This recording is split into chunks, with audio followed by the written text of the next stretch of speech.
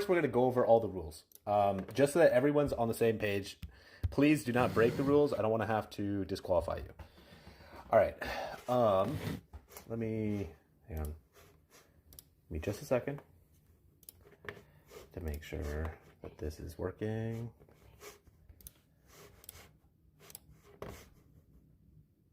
Okay. All right. Perfect. I don't hear anything. Can you go out? Where? You want what? Yeah, you can. That's fine. All right. Sorry. We're gonna go over the rules. So it's gonna be single elimination. Oh my gosh, I can't lift myself. It's going to be single elimination. We're going to, each match is a round of 3. So you're allowed 1 uni per round of 3 matches, not 1 uni per round. Does that make sense? Is everyone good with that? There will be a loser's bracket. So when you fight, it's not over. So we're going to do the top bracket first, then we're going to do the loser's bracket after. And then when we get to the finals, it's going to be a best 2 out of 3. Matches, not rounds, and it's going to be a best 2 out of 3. If the winner of the top bracket gets knocked down to the loser's bracket, then we reset the bracket and you go again. So it could be a best of 5. It depends on how that works. So just so you're aware, you win a match by winning 2 rounds. You win a round by killing both of your opponents on the field. If the time runs out, it's considered a tie. In the case of a tiebreaker, for example, one team wins 1 round and one team wins another round, the person who, the team with the most accrued points will be the victor. So just be aware, points don't really matter unless you guys tie, which I don't foresee happening, but it may. Bans. You are not allowed to use any abilities that pierce. This includes weapon abilities. If I see them, it's a disqualification. That doesn't mean that you're going to be out of the bracket. It's an automatic loss and you get knocked to the loser's bracket. If you're in the loser's bracket, it's just an automatic loss. So please do not use any of those, but mandate procs, ravaging procs, D-war procs, all allowed. The way that unis work, you're allowed to use any uni, even one that pierces. So I had a question about that earlier. You're allowed to use unis that pierce.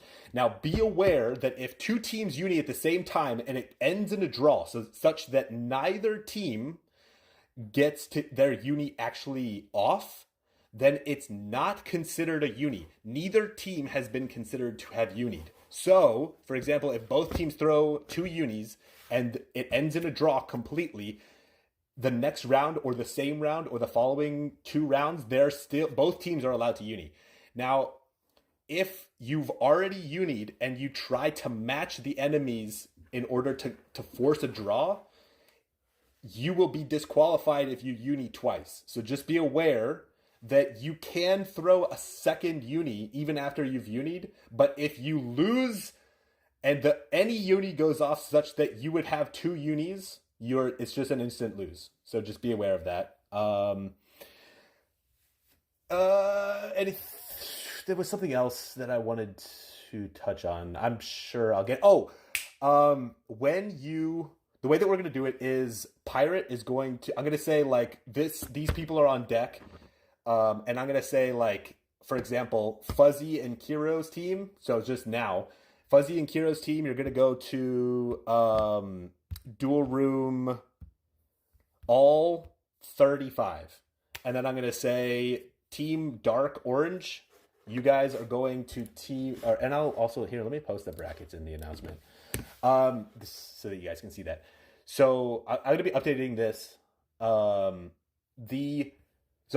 Team Dark Orange, so that is, who is Dark Orange? Fox and Rev, both of you guys go to all rooms 45. And so Pirate is going to see your individual classes, and then he'll mark them down. So, like, for example, if you're running a cleric and a soldier, he's going to see cleric and soldier for this team, and then he's going to see, like lancer and lancer on the other team. Just as an example, when you come into room 30, so like when we're ready for you, you'll come into room 30. You're not allowed to change your class at that point. So when you are in your room, like when you join the waiting room, you should be ready such that if pirate comes in and he sees your class, that you're not changing stuff there. You can change your abilities between, you can change your classes between, everything can change in between. But there's not gonna I'm trying to prevent people from sniping and seeing like this person is this class. So I'm gonna change from a rook to a soldier. Does that make sense? But again, it's just a fun thing, so you don't like, it's not super big competition. Just please just try not to cheat and have fun.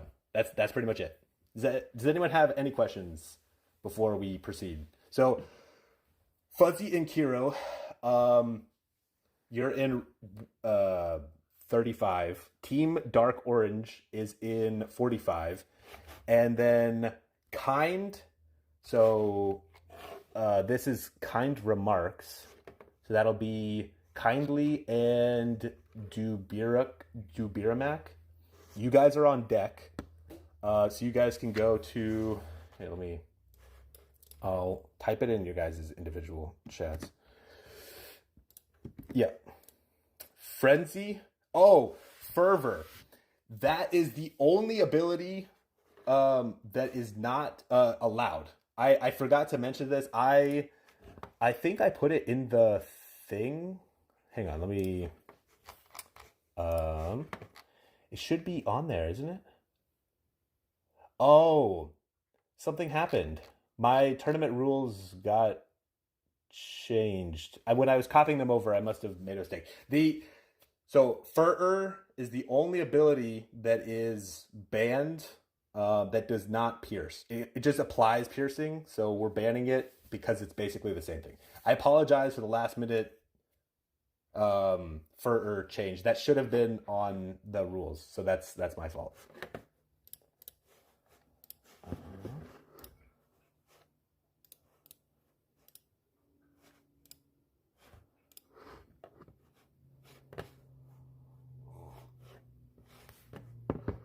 Okay. I'm going to type in your individual chats. So, Kind and Remarks, and then Amy and Kai. I think it was Kai, right? Oh, no, Tsunami. Tsunami and Amistry. You guys are on deck. So, you guys please get ready, and I'll type Tsunami and Amy.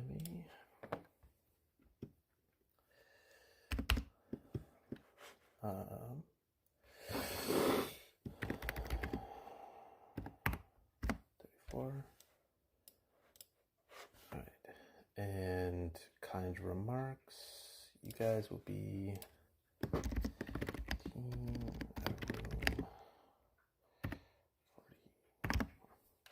okay. And then Pirate, you should be able to see the chats room, right? The chat rooms, right? For each of them. Okay, cool. All right. That's good. Do we have any questions? Any questions before?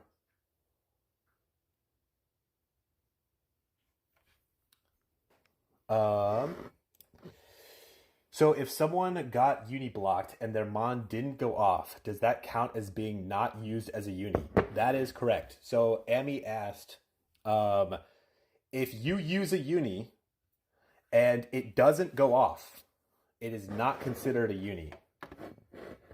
The uni is only counted when the monster applies. Like when the monster does its animation, it's counted as your team uniing.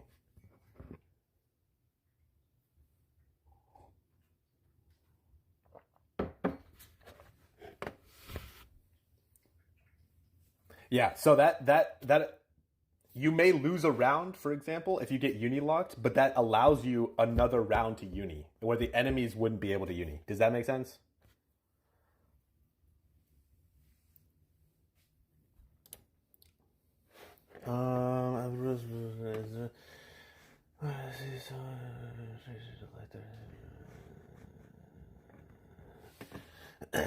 Okay.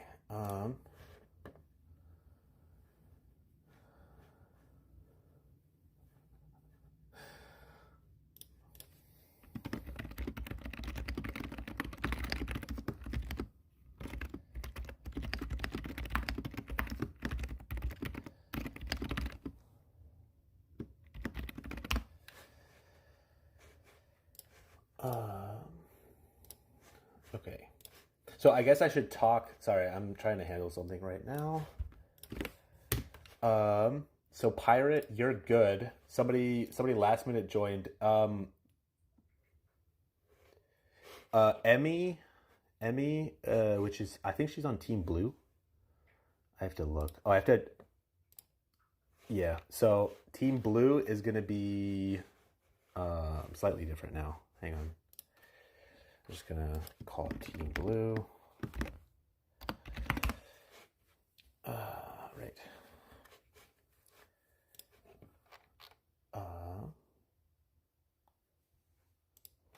Let me add that person to the channel. So Jen, you're with. Where did my general go? Okay, you're with Showberry, Team Blue.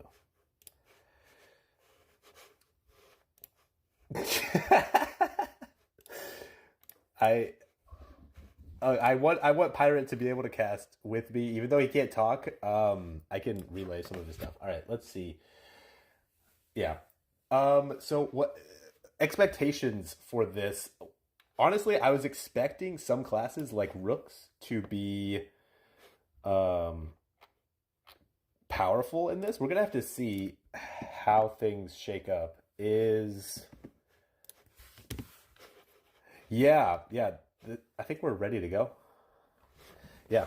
So let me. I changed that. Team Blue's back. Okay, the bracket should be updated. Perfect. All right. So come in. Pirate? Do you have both teams' classes set? It should be room 35 and 45. So we're gonna have to see. I think Rooks are powerful. I think Lancers are really powerful. Any class that can apply chipped blade, I think, is going to be powerful. There is going to be some anything that can apply chipped blade to nullify effects, I think will be valuable. We'll have to see how the unis play out. I'm excited to see. I think the unis will actually work well to balance it out, because it's just meant to be like a fun event. I think if we went full hard mode and we made it no unis, I think the biggest whales will just win. Now, I think that that's still probably going to end up being the case, but yeah. You guys are ready? All right. Go ahead and join. So I'm in room 30. And then make sure that spectating is on. Not this.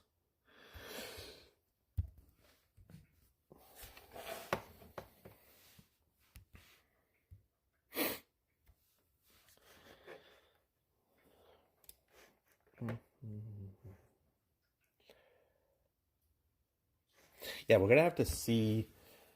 I know Pirate, you can't really talk too much, but is there any team that you think will do really well? Like if you had to put money on a team, who do you think would make it?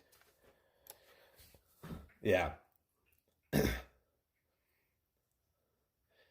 Okay, you're betting on Team Turquoise. Who's on Team Turquoise? Wait, is that green? Oh, Amistry and Tsunami. Yeah, that's good. That's good. That's good. I I personally do not know a lot of these people, but I am going to vote for. Let's see, where is. I have to vote for our guild. Team Green has Ophi, which is he's an old guildmate of mine, and CJ. which is in our who's in our guild. So I think Team Green will probably go all the way. That's my prediction. Yeah. Both teams. So Fuzzy and Kiro, Team Dark Orange, please join room 30 and then join up and we'll start.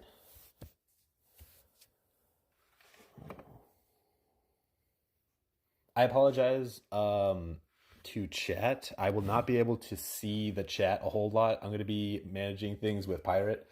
So questions and things like that may be slightly delayed, just so you guys are aware. Oh, I still need to post these. Hang on one second. That works.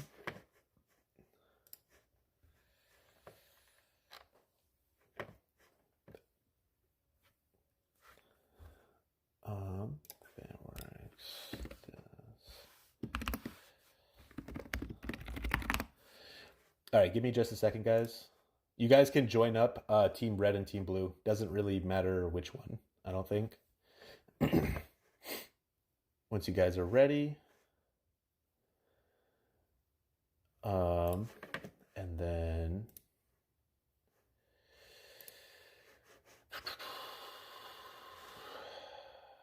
I wanted to post this.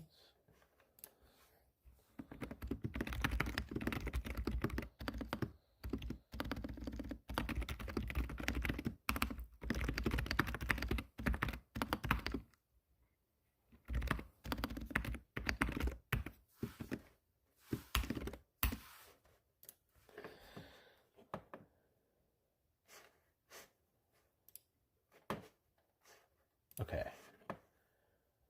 Perfect. All right. Ooh. So right off the bat, we have a cleric, and it is a healing cleric. It is a magic attack, magic defense cleric. That is really surprising. And it's got mandate in the main slot. What is that? I forget what that monster does in the main slot. Let me PDF real fast. I should probably have that up anyway.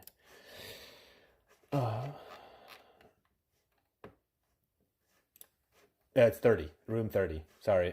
I'm doing a lot of things right now. Hang on.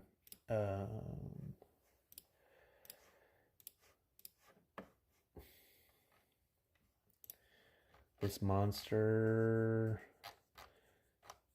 So Airy in main slot does main slot or main gear activation by 20%. That's actually really smart.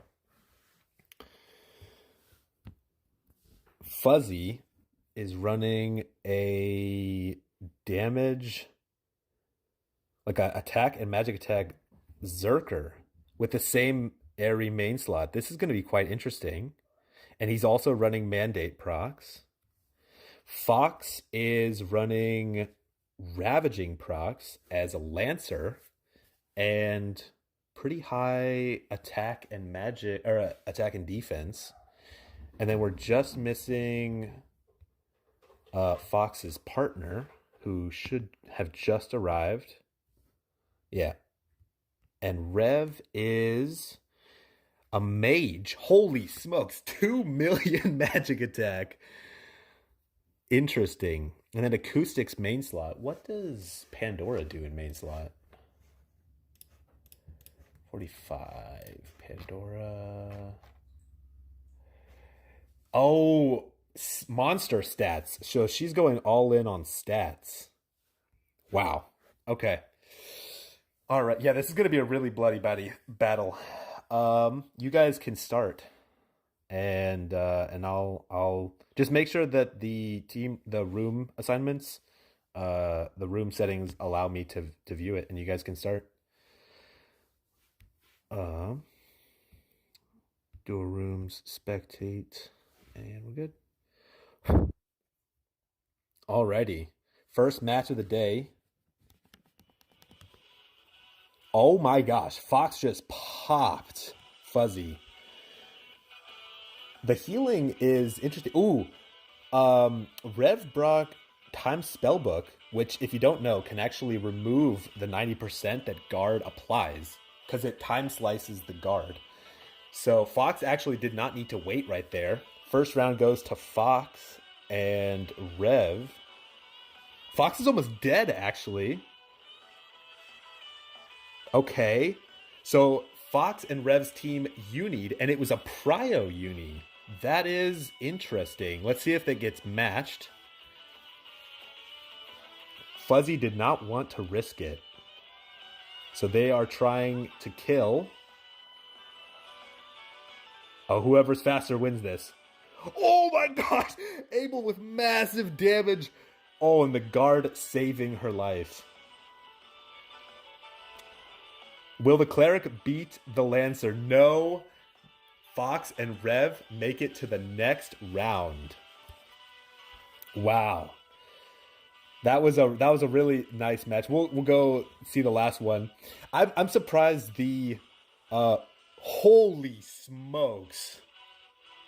I can see what Abel and Fuzzy were going for. The third round, it was obvious.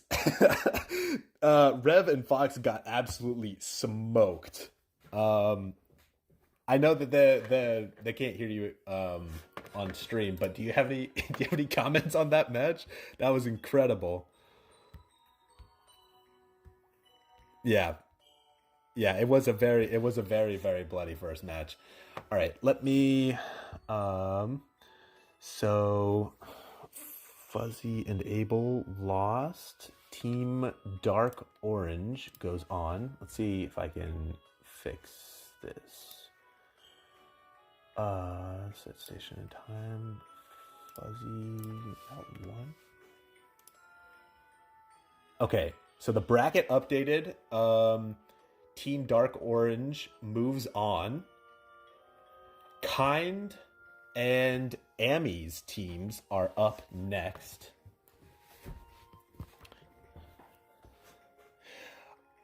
I think I messaged inside their individual chats. I don't think it was room 35 and 45. I think I changed it for them. So Kind is room So Kind and Tsunami were room 34.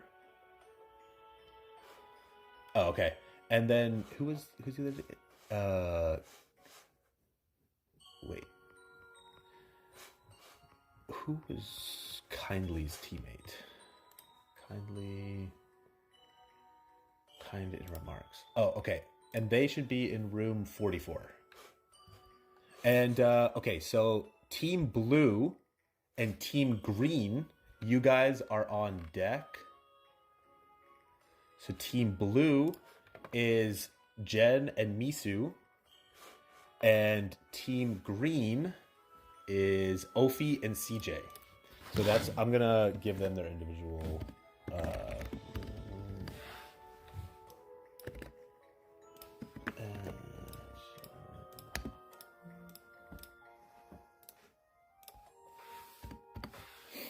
okay, give me just a second.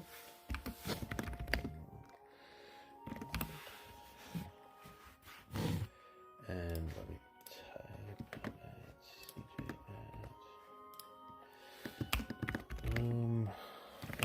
okay. All right. Rev and Bell and Foxy and all those guys. Abel, please clear out of this room, and the next groups can show up. So Kind and Amy's groups both hop into room 30, and we'll do it that way. Oh, okay. There are a lot of messages. Let's see if I missed any questions. Do we have any questions after the first round? Lens flashing.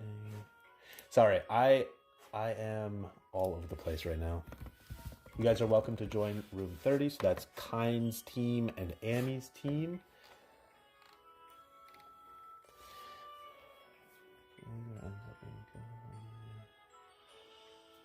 Did you ever let the Some people are rooting for physical clerics. I'm not sure if we'll see any physical clerics. Clerics are interesting. I think the cleansing for things like the chipped blade and erosion can be very powerful, but we're gonna have to see how that plays out. My prediction is we probably won't end up seeing a whole lot of them. Okay, so Kindly is running an assassin, a magic attack assassin, attack and magic attack assassin. Interesting. And she also main slotted that 44 cost monster. 44 cost light. What does that do? Indra increases elemental unison damage. So Kindly is going all in on the unison damage for this one. Also kind of interesting, the interception gear in the main slot. We're going to have to see how that pans out. You guys can join. It doesn't really matter. Kindly and your partner can join whatever team, and then the other team joins the other side.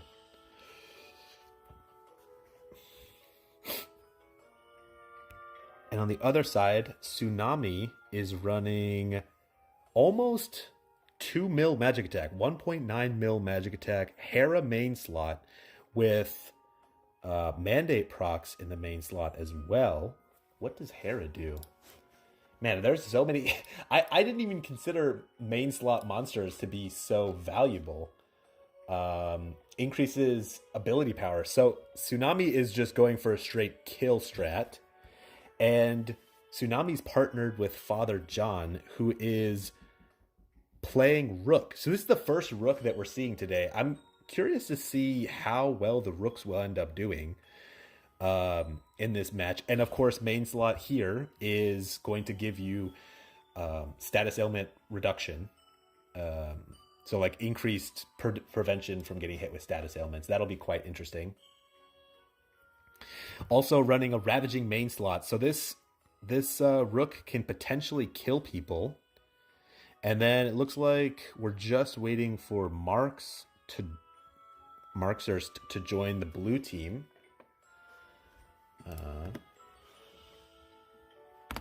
And they are running a treasure hunter. This is the first treasure hunter we've seen today. Yeah, first treasure hunter, first Rook. You're absolutely right. And mandate procs as well. What does that monster do?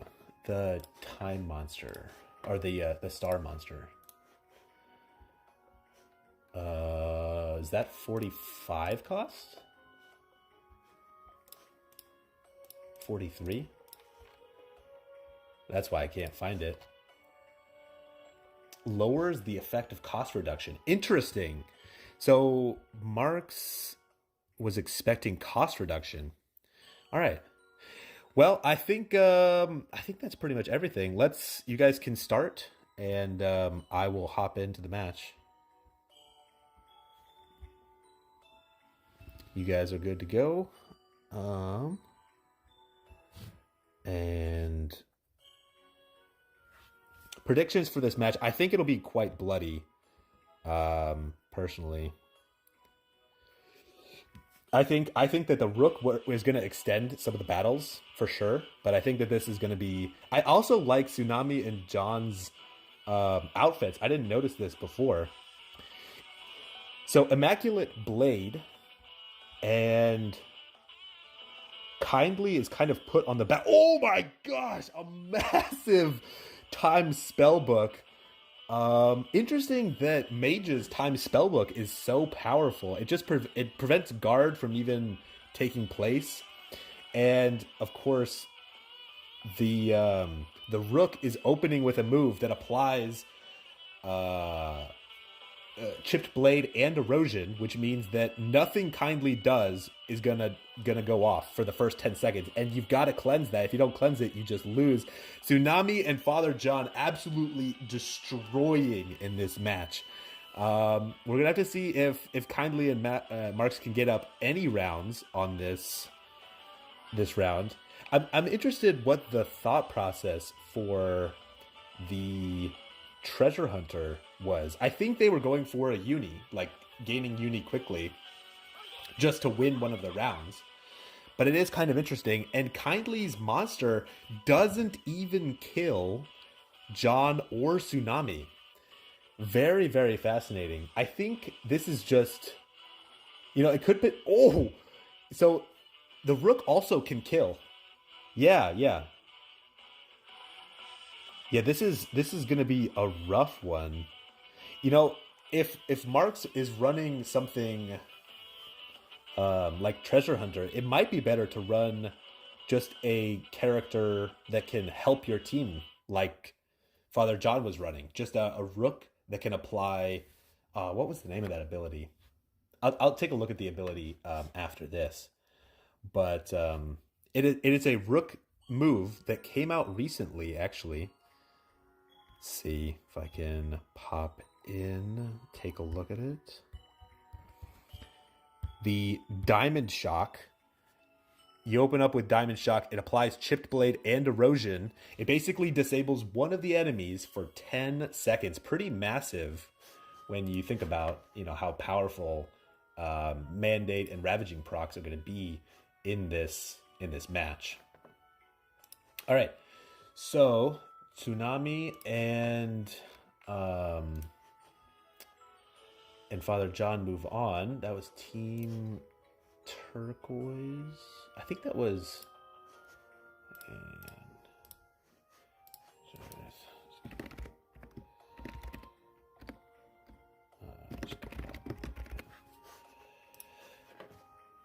Okay. And I need to change the names on this as well, because Team Turquoise is in game. Father John. Okay, and then Father John made it to the next round. Okay, so Team Blue and Team Green, when once pirates checked your thing, you can. Okay, all right, perfect. Team Orange and Team Yellow, you guys are on deck. So that would be Pub and Bup, and me. You guys will be 51, and the other one is Team Yellow. Team Yellow. Oh, okay, perfect. That makes it way easier.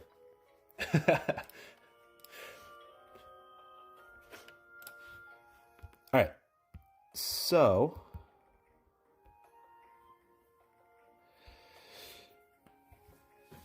Genome, also known as Jen, is running Ravaging in the main slot with ability power up and a rook. That attack is massive. She has more attack than she has defense and magic defense. That is a very, very powerful attack rook. We're going to have to see how much damage that can do. You guys can join whatever room. It's fine. And Misu is running an assassin with mandate procs in the main slot, as well as ability power up. I'm fascinated to see, I've seen quite a few players using these new fire defense monsters, or defense gears, the ones that give you nullification in both physical attacks and magical attacks, like these. I'm interested to see how powerful those actually are. Oh, is Misu not supposed to be in this room? Oh, Misu's probably, yeah. No, probably not. All right. Wait, hang on. Are we needing to change rooms? Okay. All right, we'll change to 29 then. All good. It happens. That's what I thought. Yeah.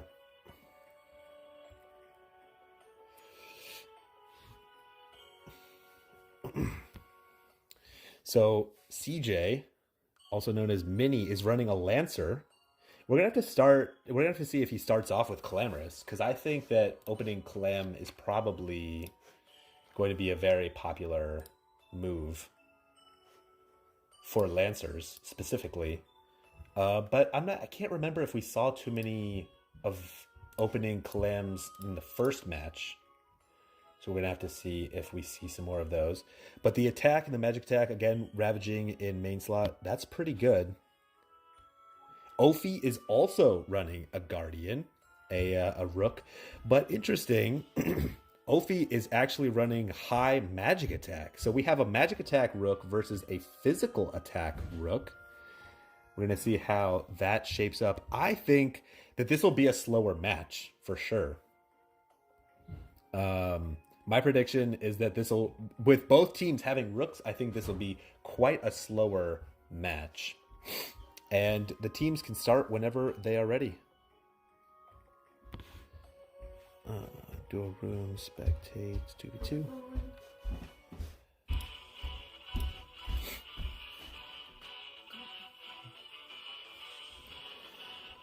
Opening up deliberate judgment. Oh my gosh, the devoted sacrifice did not get off in time. Ophi snipes Genome. Misu stands alone. And the Lancer finishes her off. That was actually the axe ability. I forgot what that one does. I know it makes it so that you can only target yourself. They're opening Clamorous Howl. And again, Ophi snipes Genome right off the back. The DS not even able to pop. Ophi and CJ go on to the next round. We'll have to see if Genome and Miso are able to pick up a single round here. The Clamorous Howl, though, is so devastating. Not enabling them to really snipe.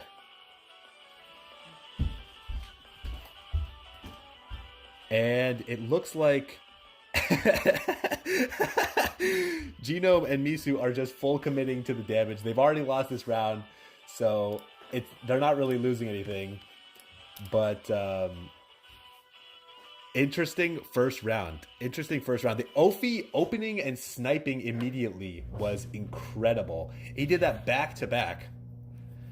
I was not expecting that. And both times Genome tried to DS and it didn't even pop.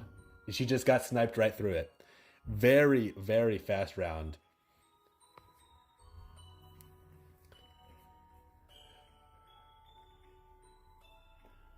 All right.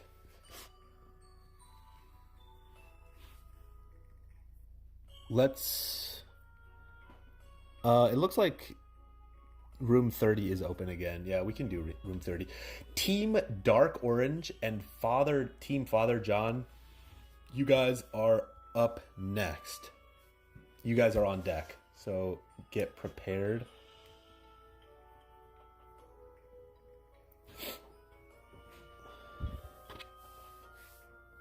Hang on just a second. I have to close the garage real fast. I will be right back. Give me just a second.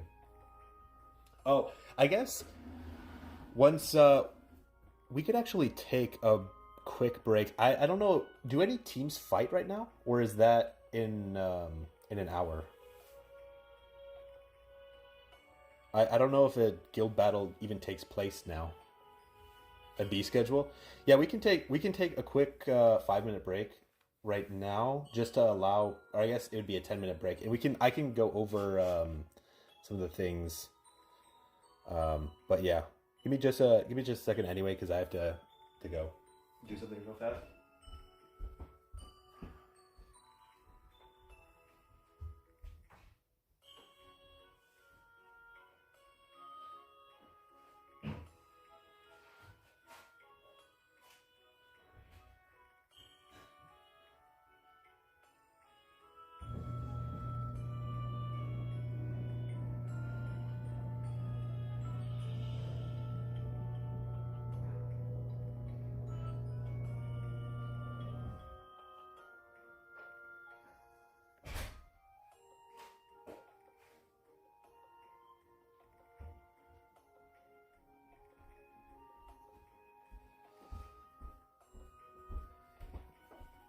Alrighty.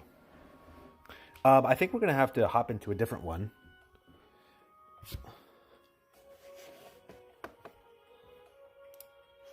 Rook and Cleric. Wow.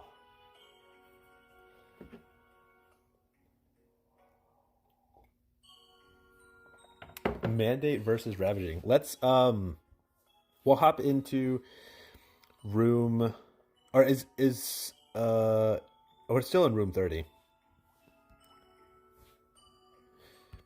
Yeah, I think we're good. So that's really interesting. I'm curious why we're seeing so many clerics. Um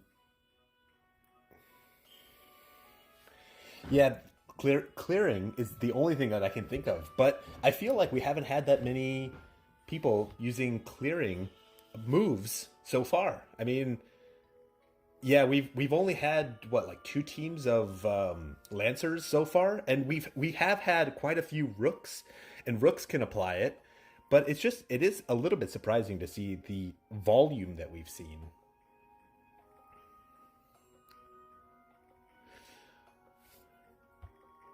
Also, it's kind of interesting. The cleric stats are very well balanced. It's like the attack, the magic attack, the defense, and the magic defense are all very, very well balanced. And I don't know what that main slot monster does. It's a 44 cost star monster. It's a resistance boost monster. Interesting. And then on the other side, yeah, like you said, both ravaging.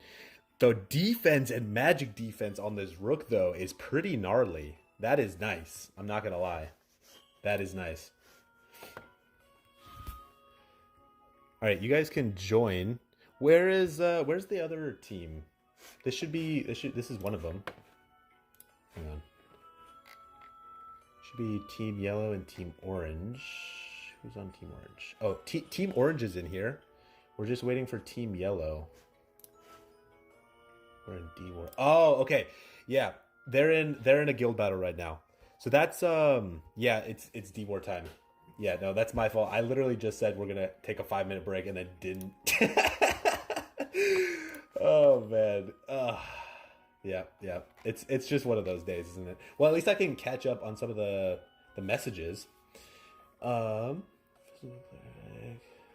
There's no prize pool, and still it sounds like a plan. Yeah, there's no prize pool for this tournament. I messaged a team, and they said in the future, if I give them long enough of a long enough heads up, they may be willing to drop some stuff. But we're gonna have to see.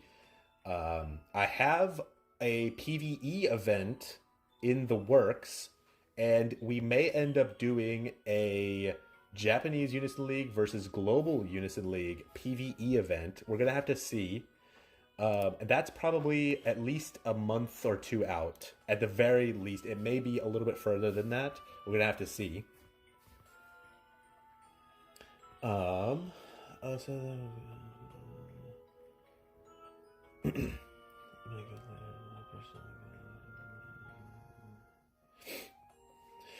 I have noticed quite a few people playing physical physical clerics since I released that video about physical clerics. I don't think it's just weird. Like, I don't think that I actually had any influence on whether or not people play physical clerics, but I definitely have noticed it. So I don't know if it's a trend that physical clerics are becoming more popular, or that you know, I'm just seeing it because I ran it recently, and it's something that's front of mind. But I definitely don't think I'm a meta definer. I legitimately thought that it was just a fun thing to do, and we may end up seeing some stuff, some crazy stuff in the future. We'll have to see. So Diamond Shock Pirate. It's an ability that applies Chipped Blade and Erosion to just one enemy. Do you think that it is worth running Rook just for this ability, or do you think that players are running Rook for multiple reasons, like DS and other things? Because it's, do you understand what I'm saying? Like, there's no...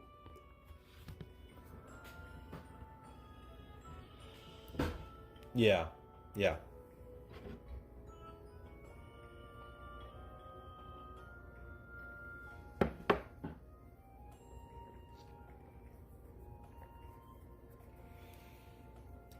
Yeah.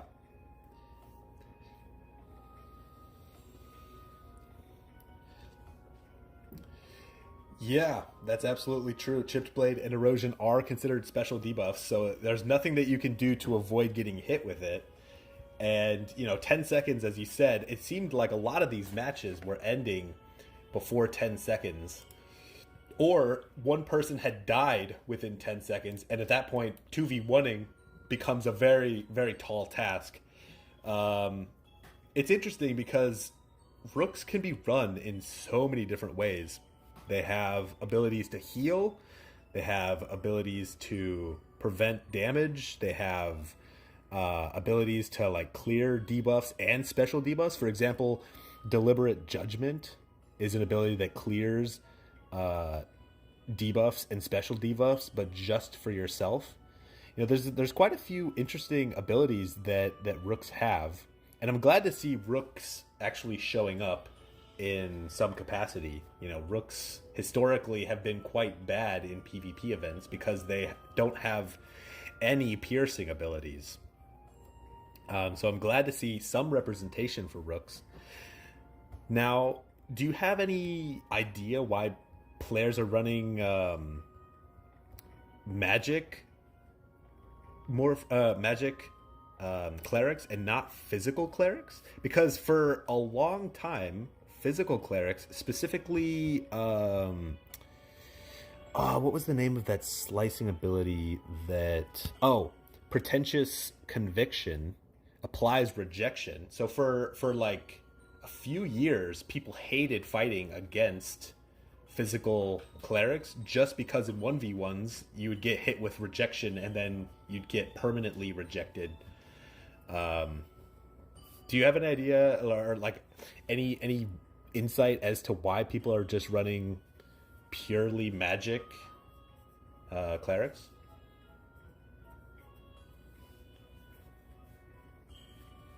Yeah, yeah. But healing is so risky. It's so risky.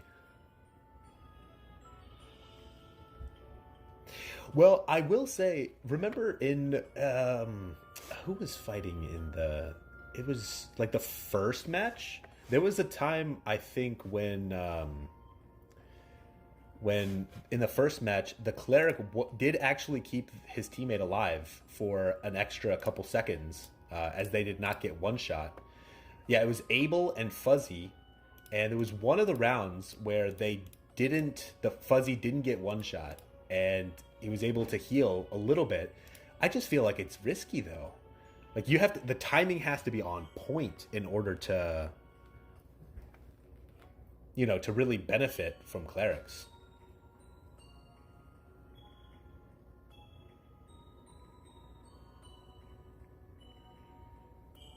Yeah, yeah. Well, I will say we did see Abel in the first round kill both of the enemies with a plagued light. I believe it was plagued light in the very end. And his teammate had gotten killed, and he killed both of them. So it's there. There's a potential that clerics can just one shot the enemies. We'll have to see if it actually ends up happening. But very interesting stuff. So Aerolus is running a massive magic attack Zerker here, and I think Zerker has come to kill people. Who is his partner again? Who is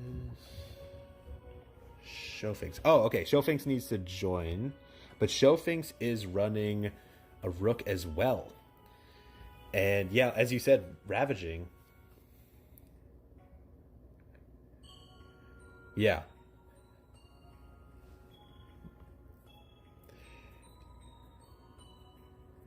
that's a good point.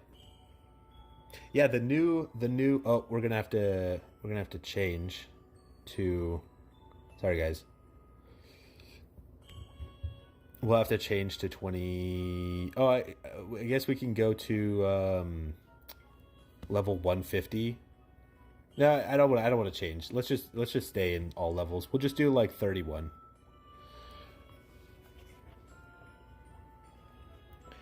Yeah, that's a really good point. The newest weapons for the ravaging procs have an ability that clears special debuffs, and that would be the chipped blade and the erosion. It would apply to both of those. Not only that, it does clear status ailments and special status ailments. And it's not too slow of an ability. Sometimes abilities come out and you can't really tell how fast they'll be, but yeah. Yeah, I mean, yeah, that's true.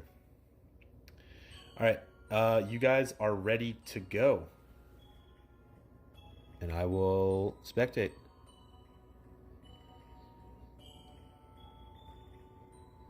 Yeah, yeah, yeah. I think we're ready. If everyone's ready, then we can go. All right. Edit, dual room, spectate, spectate. Yeah, it's a risky play, honestly. The double kind of supporting classes. We'll have to see how powerful it is. And the Plague of Light opener with Devoted Sacrifice. Wow, that Plague of Light would have killed. It did so much damage. And this is a slower match. Both teams healing up. Oh my gosh, massive damage. And this... The reflection. Bup killed himself on reflection. He must have either forgotten reflection resistance or he got hit with chipped blade. And that's so tragic. Immortal Heart coming out. Shofing's protecting his teammate for quite a long time, and Bup goes down. Push is all alone. And I've only seen Push use... I only saw Push use supporting abilities. That's very fascinating. Did you see any damage abilities out of Push? Oh my gosh, the Plague of Light! Holy smokes, that Plague of Light is nasty. Well, Airless and Shofinks did win 2 rounds. They're going to make it to the next round. We'll have to see if Push and Bup are able to get a single round out of here. I actually have this monster, and I completely forget what she does. Well, yeah. Well, that was a good match. At least they won a single round. And I was surprised at that Plague of Light. Dude, if without that DS, I think that Plague of Light would have wiped 3 rounds in a row. The damage was incredible on that Plague of Light. All right. Let's see. Team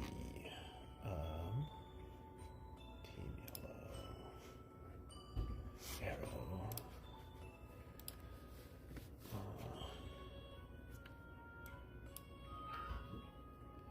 Okay. And Team Orange. Okay. Perfect. And we're joining which room? 31 again? Okay, cool.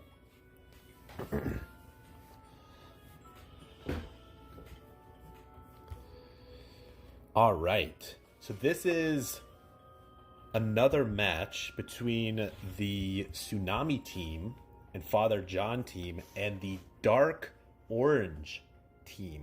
Both of these teams have already won 1 round. We'll have to see if they did any changes between round 1 and round 2. Looks like Tsunami and John are both running the same abilities, the same classes that they were last time. And if I remember correctly, yeah, same. And Fox also running the Lancer like he was last time. Rev can go ahead and join. And Rev also, no changes. Massive attack. I think, yeah, I think this will be quite a bloody round. I think we'll see basically the same thing the first time, where hopefully Father John and Tsunami will be able to tank the damage. I think it'll be quite dangerous. We'll have to see how much the time spellbook comes into play in this match. But without further ado, I think we're ready to go.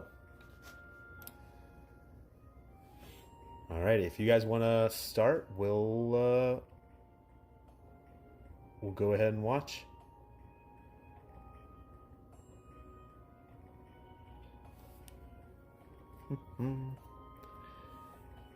Tsunami, whenever you're ready.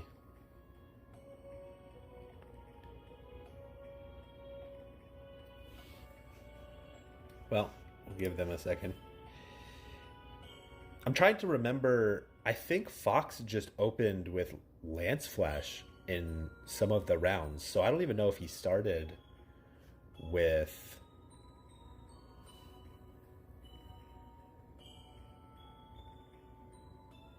Yeah, because he wiped one of the rounds all by himself.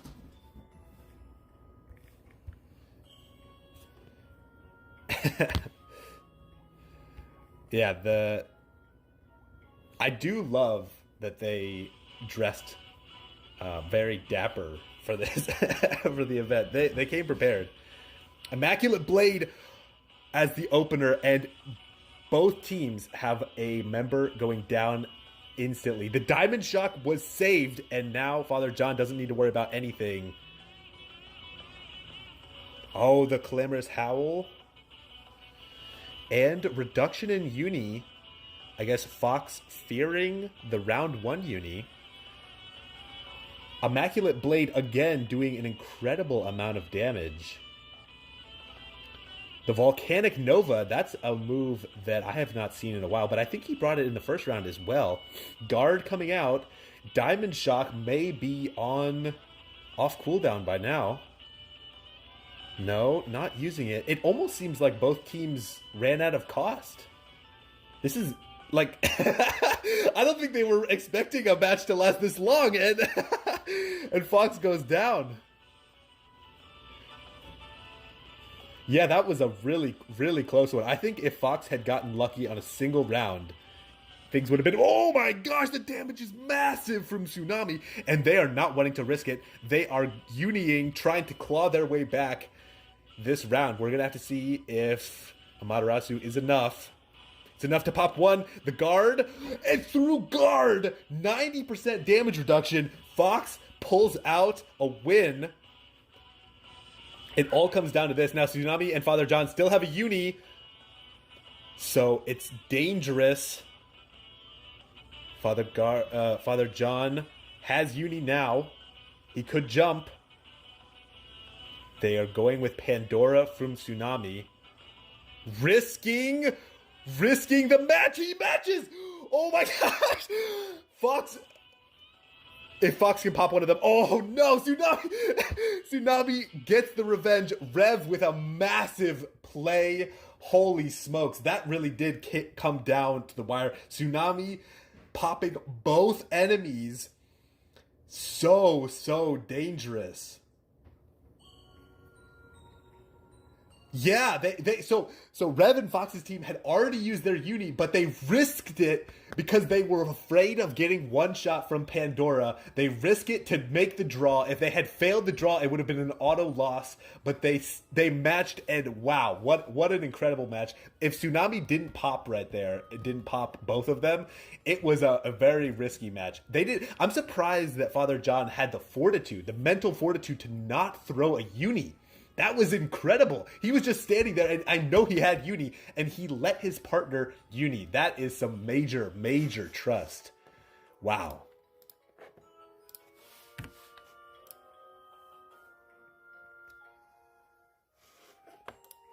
No. They're allowed to throw a second uni, but if the uni goes off, then it's considered disqualification. So you're allowed to throw a second or a third uni as long as it matches and doesn't go off. You don't technically lose the round. If it ends in a draw, the uni did not go off, and it's not considered a disqualification. Does that make sense? So only if the uni goes off does it considered a second uni.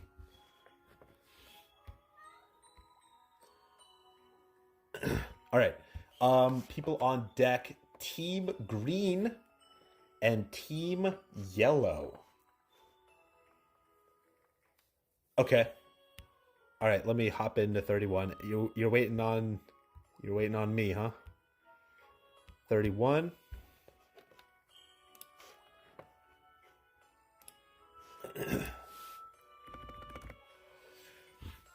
All right. So we got. See, now my bet was on Team Green, which was Minnie and Ophi, and it looks like they're bringing back the same thing. If I'm remembering correctly, both of them ran Lancers and Rook the first time. And on the other side, we have Showfinks, who I believe they were running the same thing as well. Oh, looks like we may have to jump to a different room. We'll give it a second. If not, we can always room swap. All right. We'll, oh, he changed. Awesome. Good sportsmanship. Now, it'll be interesting. We'll have to see if this match ends up the same way as last match, where it took quite a long time for the teams to end up. I'm curious, now that teams have seen that you can potentially run out of cost if a match takes too long, if they're gonna bring abilities like EE. That'll be quite interesting. Yeah. All right. Let me see. You guys are good to send it.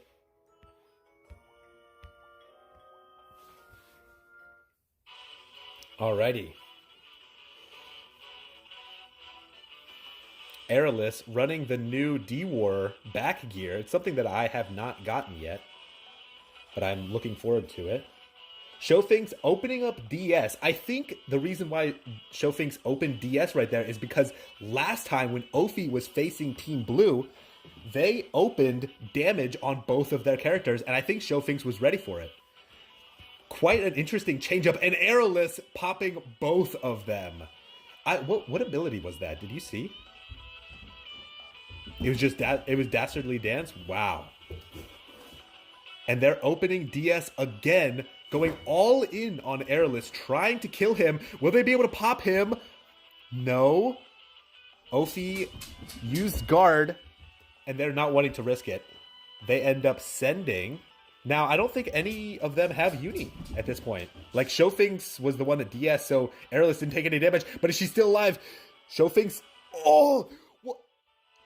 What happened? Did she get time sliced? The Immortal Heart. The Immortal Heart. I will have to watch that on replay. What happened right there? The Immortal Heart did not save her. Deliberate Judgment. Grand Impact. We're going to have to see if either of those time slice. Very, very interesting. Well, so it turns out that they can win in a single uni. Grand Impact slices, that's what did it. The Grand Impact time slicing was the absolute move that won them that round. That's incredible. That is incredible.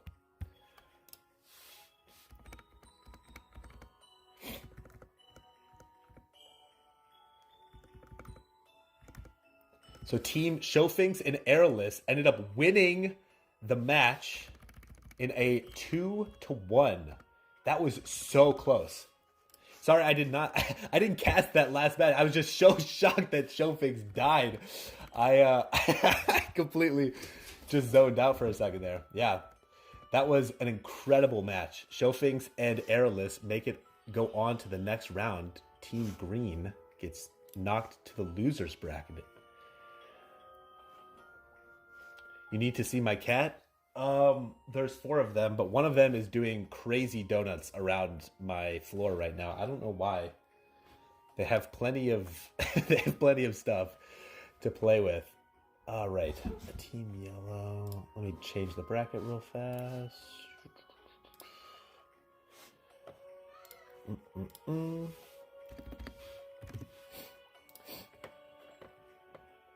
All right. Yeah. So next we have Father John and Emistry against the team that we just saw, Team Yellow. And we're going to give them a minute. We're going to give them a minute just to change up their matches. Now, going back and watching the third round, it looks like the third round was a uni from Showfinks of Pandora to win the match. And there was no contest from Minnie or Ophi, so they were hoping to tank it. Now, they may not have had uni. That could have been a possibility, but they didn't even... if they did have uni, they did not attempt to match. So we're going to have to see if they end up changing their strategy later on. Let me get into the right room.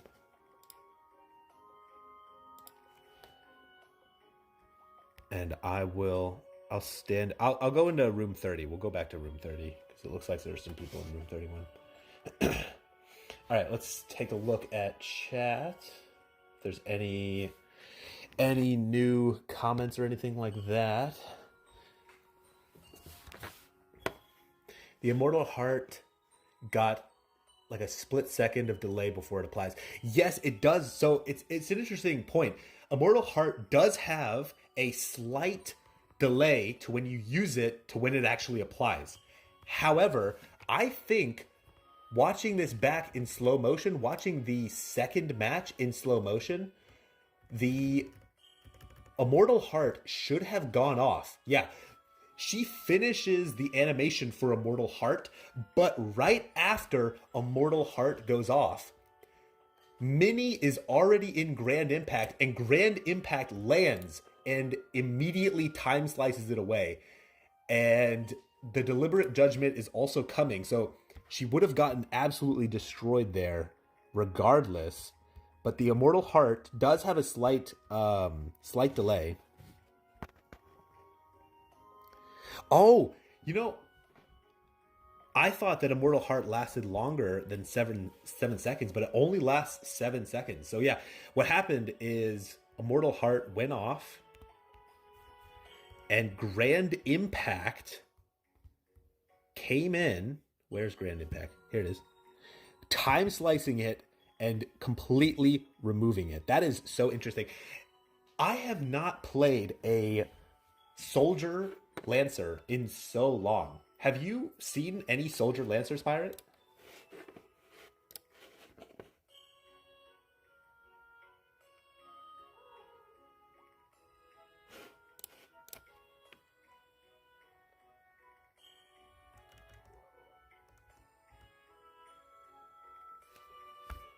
Yeah, I agree that there's a nice flexibility that Lancers and Soldiers are allowed, that they can swap between the two of them. So yeah, that's an interesting point. But usually when I see Lancers, even in something like PvP, they usually run Lance abilities and Lance with the main slot so that they could run things like Rage Break. And it's interesting. I think we're seeing these unusual abilities because of the ban on piercing abilities. Yeah. This is turning out very interesting. All right. We'll give them another 3 minutes to strategize here. Sorry for the slight delay. We're just giving some time so that Father John's team and Team Yellow can have some time to strategize so that Team Yellow doesn't have back-to-back matches.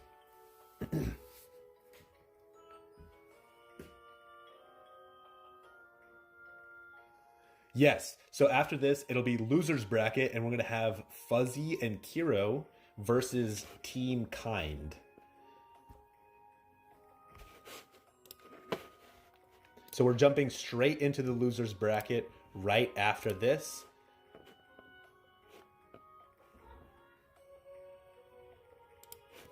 I wonder if Granite Impact can time slice Devoted Strike. Devoted Strike. That's it's one of these, isn't it? I I was gonna say I think you mean Devoted Sacrifice. Do you know how that works?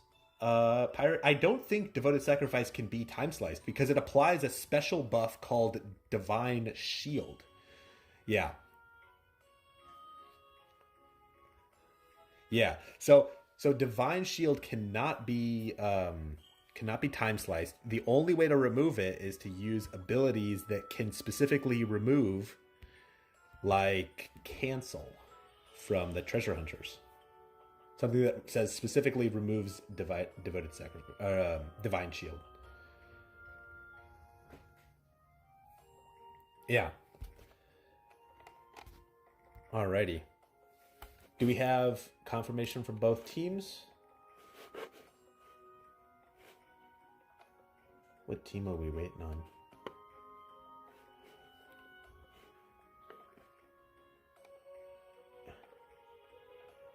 Arrow and show things.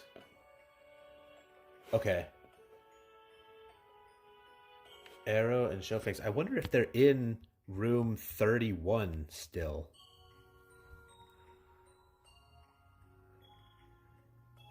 Ophi's in here. And Minnie. Nope. Okay. All right. Head to room 30. Okay. And the next match. So this is the semifinals. And what's going to end up happening, this is the finals of the top bracket. And then the winner of the losers bracket is going to be fighting against the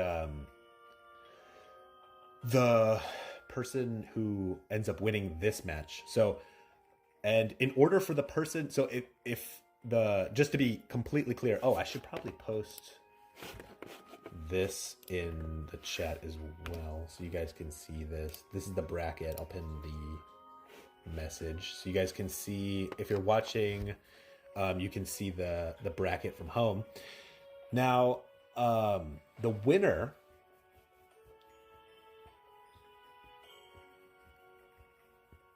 really, it's got to be Showthings. Showthings is the only one that has not. It is. So Showthings swapping off Rook and going for Archer. Tell me about Archer. You play a lot of Archer. What do you think you're expecting from this Archer?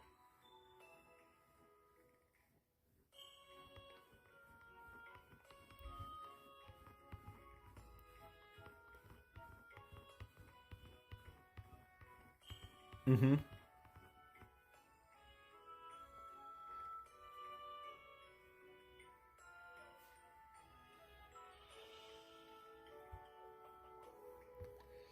Yeah, it's interesting because so many of Archer's abilities pierce. I mean, even some of the really old abilities pierce. You know, maybe they're trying to run something like Quartz Waltz, where they're trying to blind, paralyze, confuse, and just hoping that something lands.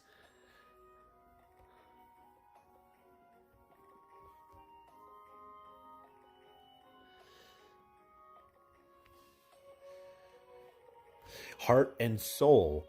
So you're thinking that they're going to try to use Heart and Soul to not feed Uni. That's an interesting idea.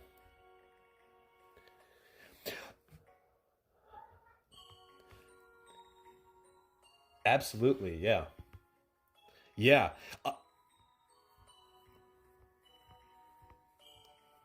True.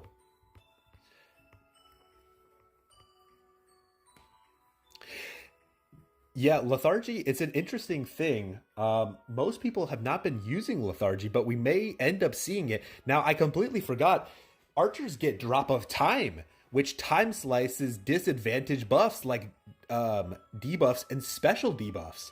That includes things like erosion and chipped blade. So maybe they're coming into this match thinking, okay, if we get chipped blade, if we get hit with erosion, one of us can use drop of time to remove that. That would be quite an interesting.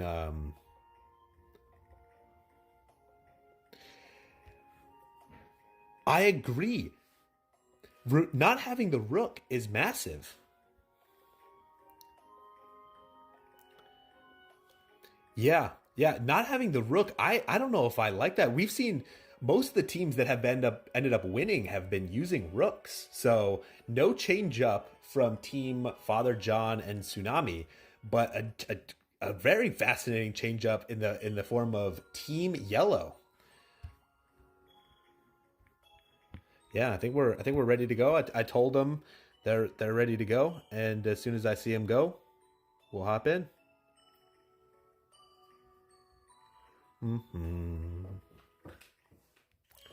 Oh, right as one of my cats throws up in the background. We'll have to take a quick break after this. Flickering Strike as the opening move. Both of them are using Flickering Strike. Dastardly Dance. Tsunami goes down. Double Violet.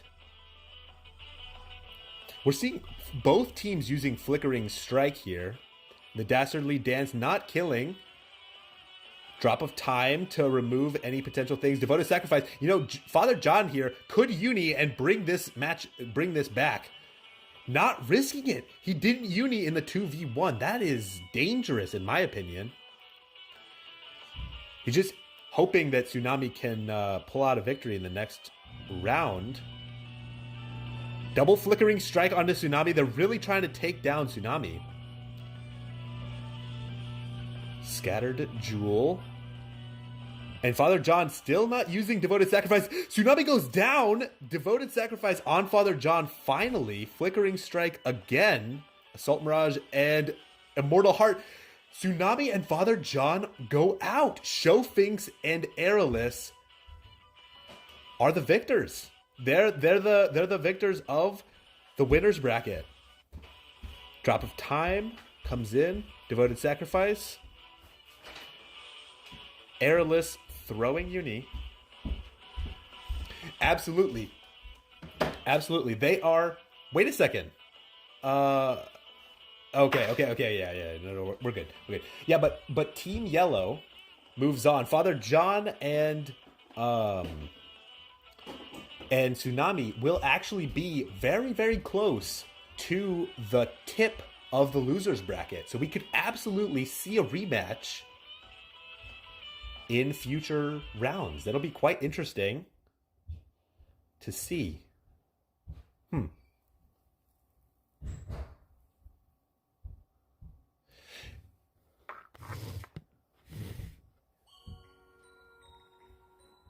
Yeah. I will give you just a second. We're going to take a quick 5-minute break. I need to clean up cat throw up, and yeah, that'll give some time to the teams, and I will be right back.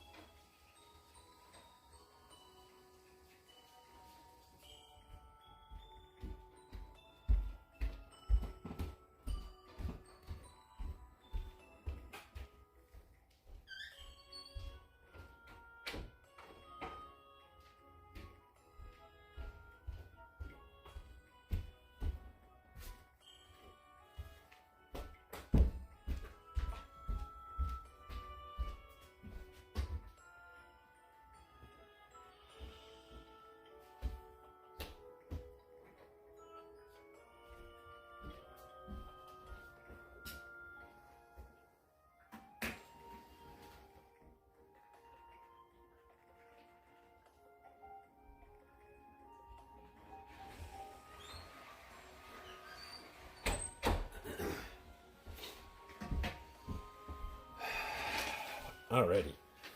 I am back. So, yeah, I agree. I personally like the idea of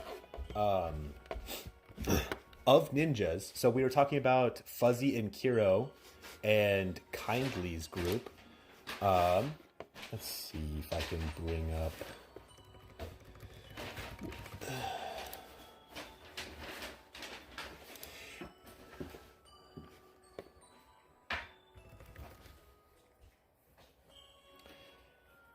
Yeah. Yeah.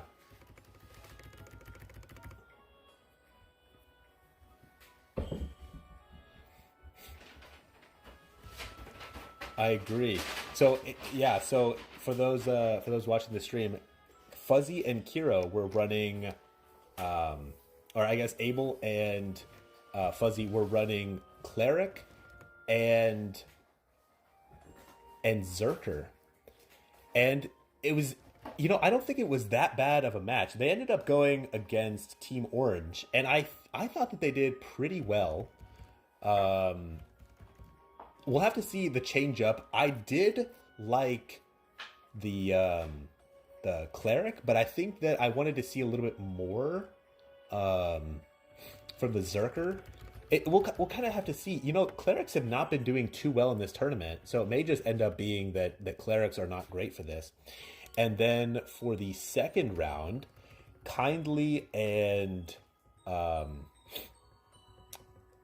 partner, hang on just a second,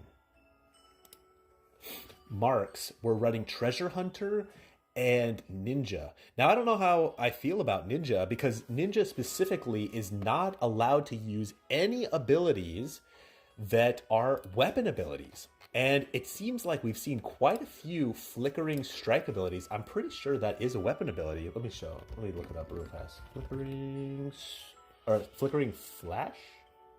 Oh, flickering... What was the name of that ability? In the last match.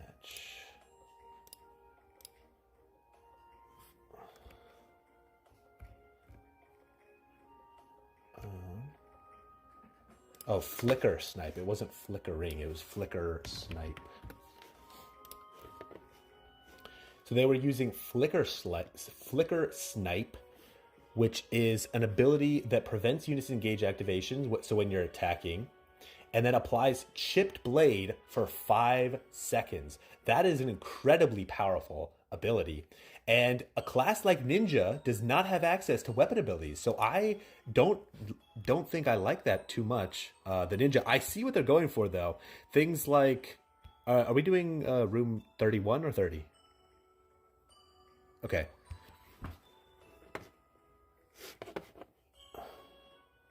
Oh yeah.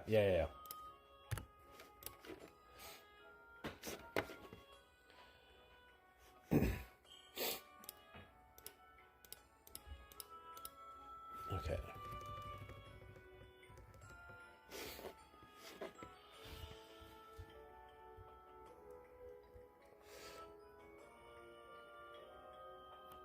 Really? All right, let's see. So Fuzzy is running an Archer. So Archer, changing from Zerker to Archer, I like the idea of Archer. The drop of time from Showfinks, I think it has potential. We'll have to see how valuable it ends up being. And then his partner, Abel, is going Rook. So we're seeing lots of Rooks. It seems like Rook is really good. And I'm surprised also how powerful Mage has been in this tournament.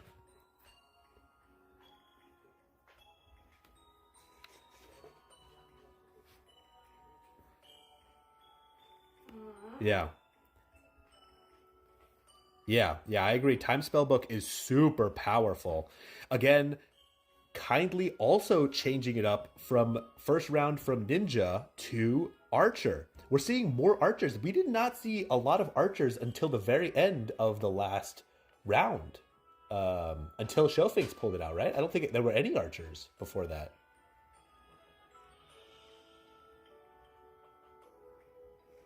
Yeah. Yeah, I think Shofinks was the first archer. Yeah, but now we're seeing two more archers in the losers bracket, the first losers bracket. You guys are welcome to join, by the way. Whatever team, it doesn't really matter which one. And Marks changing from a treasure hunter into a lancer.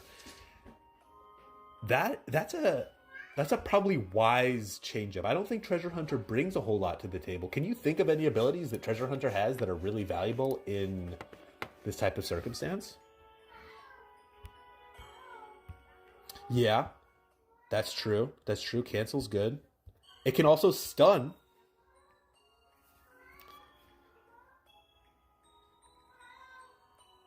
That's true. Yeah, I agree. I agree. Not having a lot of damage on a lot of the moves is detrimental, but cancel can stun. They also can, treasure hunters can use things like flickering strike, and I forgot, treasure hunters get oh, does survival age not remove special debuffs? Oh, it doesn't. So they don't have any abilities that can remove special debuffs then, I don't think. Very interesting. You know, now that I'm thinking about it, have we seen a whole lot of uni abilities? I don't know if we've seen that many unison abilities so far. I can't think of a single one. Yeah, I know. That's one of the key things that I was thinking it was going to be massive in this tournament was that unison abilities were going to be massive, but it turns out that unison abilities not as used as I might have thought, you know. All right. And as soon as they're gone, I'll hop in and watch them.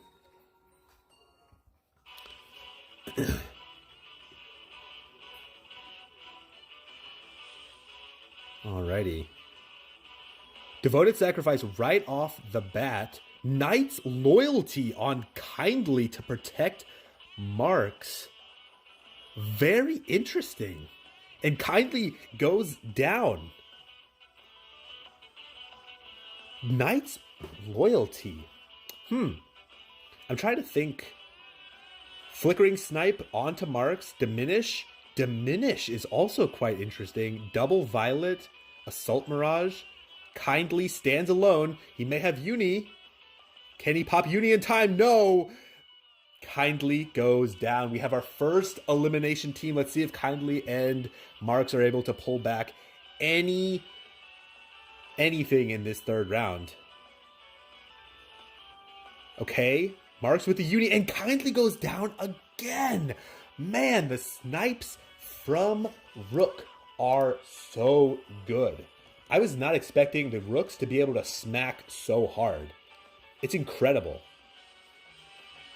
Marks pulling off a kill on Abel. I think that was their first kill of that match. Unfortunately, Kindly will have to continue to support you as a Unison ambassador. But I can't be biased. You are out of the tournament, and Fuzzy and Kiro move on. So that leaves Team Blue and Team Orange. And remember, Team Blue, let's see if I can pull them up their original abilities. Oh, I also wanted to see what was the ability that Lancer was using that was doing so much damage. Deliberate Judgment. Yeah, that's an ability. That's the ability that's been used a lot. Deliberate Judgment. We're going to take a quick look at Deliberate Judgment because it removes debuffs and special debuffs when you use it. And that's a very, very fascinating ability. Remember, special debuffs are things like Chipped Blade and Erosion, which are things that prevent penetration, as you can see here. So both types of penetration get removed when you use Deliberate Judgment. So Deliberate Judgment is actually a direct counter to things like Diamond Shock. Very, very fascinating. Deliberate Judgment is actually probably an MVP so far as for Rooks as far as their killing potential. I mean, just incredible killing potential out of these Rooks. All right. Let's see. Team Blue is made up of. See if I can. It's Genome. Let's see if I can pull up Genome's match.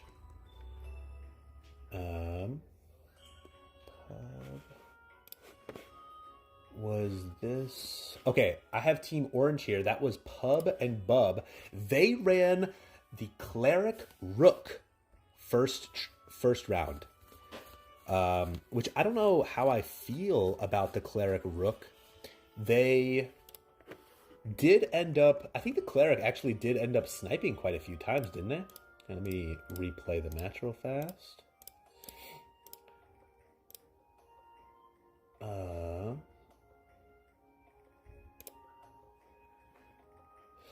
So all 3 rounds. This was the match where all 3 rounds, Pub was using. What's the name of that ability? I just had it. It's on the tip of my tongue. Pub was using Plague of Light, which is an incredible ability. It hits 10 times, and it does hit random targets, but Show Things DS'd it all 3 rounds to bring out the victory against Bup and Pup.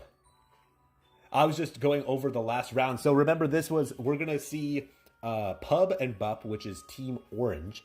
They were Rook and Cleric. And remember, the Cleric was running Plague of Light, and every single round got DS'd. We're going to have to see if they end up changing it up. I actually like their strategy. I just wish that the teammate, the Rook, had run damage abilities, because there was quite a few times where he was standing alone, and he may have been able to bring it back if he had damaging abilities and actually had been able to deliver on that. We'll have to see. Now, do you remember what Genome and Team Blue what they ran? Yeah, sorry. Let's see, going back. Oh, Genome. Yeah. Rook. They were running Rook and Ninja. They were running Ninja as well. And this was the match where Ophi opened and killed Genome twice in a row. It was basically open and kill Genome.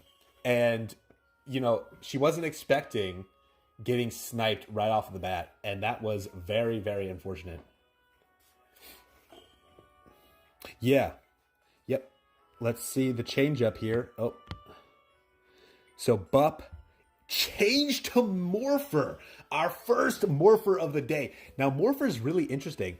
I actually think that Morpher has an incredible potential to be good, because remember, Morpher got a new uni ability that protects the team and applies inherent or inertia to yourself for 20 seconds. So it can't get time sliced by something like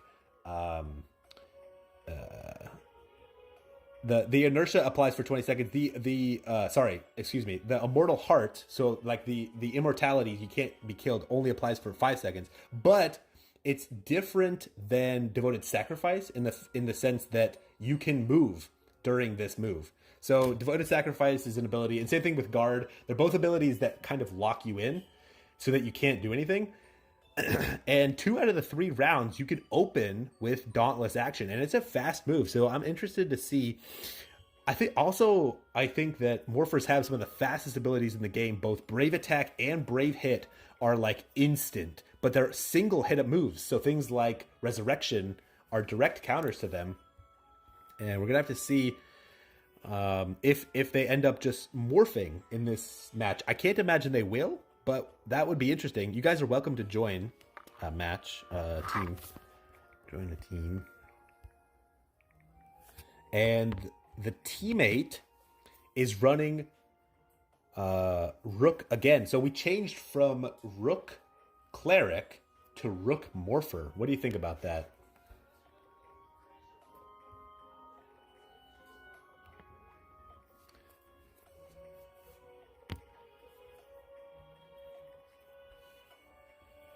Yeah, yeah, I agree. Morpher is going to be pretty insane. This is the first Morpher we're seeing, and I'm excited to see what the lineup actually is. What abilities they're going to end up using. Looks like Genome changed from Rook to Lancer, and Ravaging in main slot with ability power as the monster. Now, we've seen quite a few interesting moves out. Keep in mind as well, this is an Axe main slot. That is not a that's not a Lance. So we're probably going to end up seeing probably going to end up seeing, what was the name of that move? Quiver? No, Grand Impact. We're probably going to end up seeing Grand Impact again. And, I'm excited to see Grand Impact. I was excited to see it, the last couple times. I think Grand Impact is a strong move. The time slice is nice. Very, very nice. And Misu changing from Treasure Hunter to Cleric and running physical Cleric at that. Do you see that scythe in the main slot? That is a scythe. Wow. So two firsts. Our first Morpher and our first physical Cleric. We're going to have to see how this pans out. I think both teams are ready. Oh, they sent. Let's take a look. All right. So watch the opening moves. If it opens Clamorous... No, it's open into Grand Impact and straight into DS. The morph comes out. We actually see a Morpher, Shining Aura. Very fascinating. And Push Pop. Oh my gosh! Oh. Rainbow! We saw Rainbow! I can't believe we just saw a Rainbow in this match. That is incredible. I haven't seen Rainbow in so long in PvP. I love it. Oh my gosh. Wedge of Justice, Judgment just for the stuns. They're going all in on this Morpher, trying to lock it down. Forbidden Temptation comes out. It's a slow ability. Genome survives. Shining Sword, and Genome jumps. That is huge. Oh no, the double jump! Oh no! Oh no! The double jump, they get disqualified. Tragic event unfolding. The double jump. Oh no. Morpher goes on to the next round. Let's see if there's an interesting final round here. The physical Cleric is running Judgment. Isn't Judgment a... Wait. The match isn't over. We have a double disqualification? I guess we just run it back? I have no idea what to do. What the hell do we do?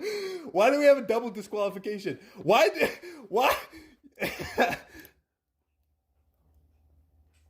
Yeah, but the match isn't over until the third round. I mean, it's not over until it's over.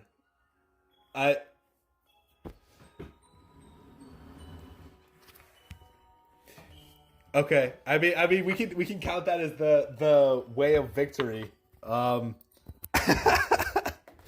We'll just we'll count that as the third round was just for fun.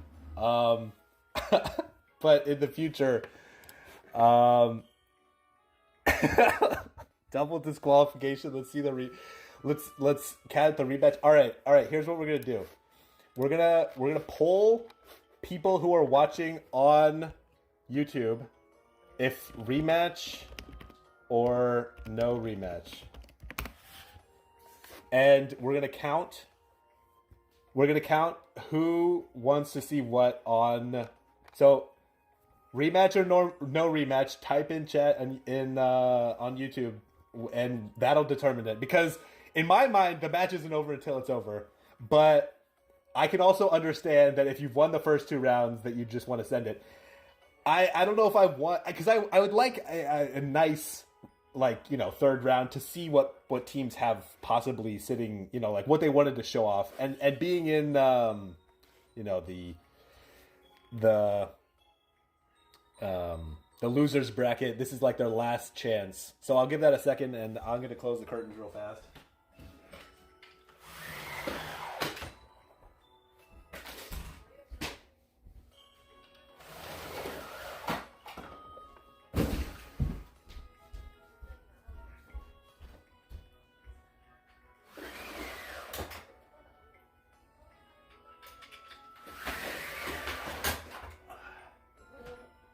You want?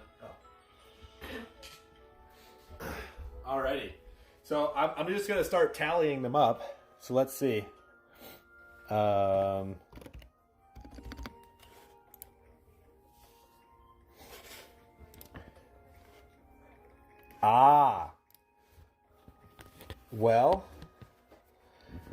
So we have.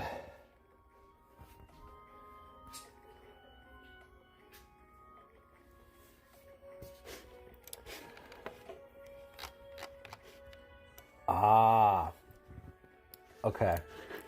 Well, let's see. We have 1, 2, 3, 4. We have 4 for no rematch. 1, 2, 3, 4. Uh-huh.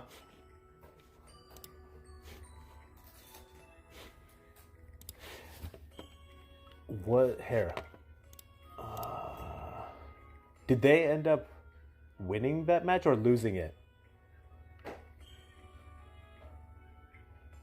Well, because I remember there was quite a few times where people threw two unis, but they had already lost. Like, it was the third round and they had already lost, so it was like, whatever. Which match was this? Because I want to stay consistent at least. Oh, okay. All right. Okay. all right. Yeah, let's keep it moving. Team Blue did get disqualified. We're gonna count them as a disqualification in round 2. Team Orange moves on. So, yeah, and it was a tie on the YouTube side. So it was 5-5. Ended up being the final tally. But okay. Yeah, I'll be ready in room 30 again. Or I guess I'll change to room 31. I'll be in room 31. Yeah, so we're ruling this as a case of previously I did not catch it, disqualification. But from this point on, so just I'm gonna put it in announcements. The third match still counts. Announcements at everyone. Third match still counts as a disqualification if illegal moves or unis. Okay. And I spelled illegal wrong. Just ignore my horrible... Yeah, room 31. Do you remember what... Oh, I should also post the Discord. For people who are watching at home, if you're wanting to hear Pirate's voice, you can see it that way. Unfortunately, we couldn't get it to end up working, so I'll post this here in the... You don't have to join, but we are in a Discord call there just for convenience. But unfortunately, I couldn't get it working. I didn't have enough time to do testing beforehand. So if everyone's ready, they can hop in. Do you happen to remember what they were last time? Team Green and Fuzzy.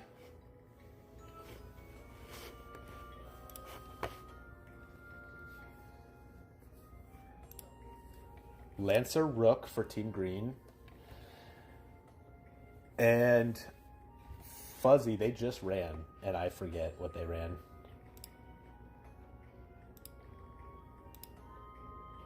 Archer Rook. Okay. Yeah. Room 31.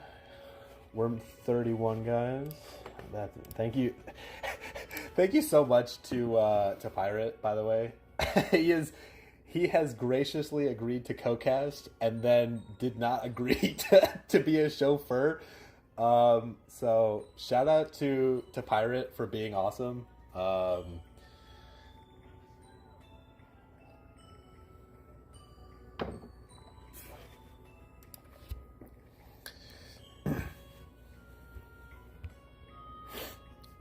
All right, so we have...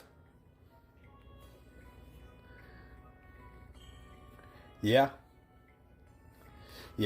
We're seeing... Yeah, exactly. We're seeing Rook Lancer versus Rook Archer. And... we're going to have to see... in my opinion, I think this will be a pretty bloody match. Because Ophi likes to open damage. It seems like every time he doesn't even wait for the enemies to move. He's opened damage almost every single round. So it'll be an interesting match to see how much people are able to survive through these opening seconds and what ends up happening. I expect it to be, a pretty fast match. Well, what do you? Are you thinking the same thing, or are you thinking that Devoted Sacrifice will come out? You're going to see an extension match, huh?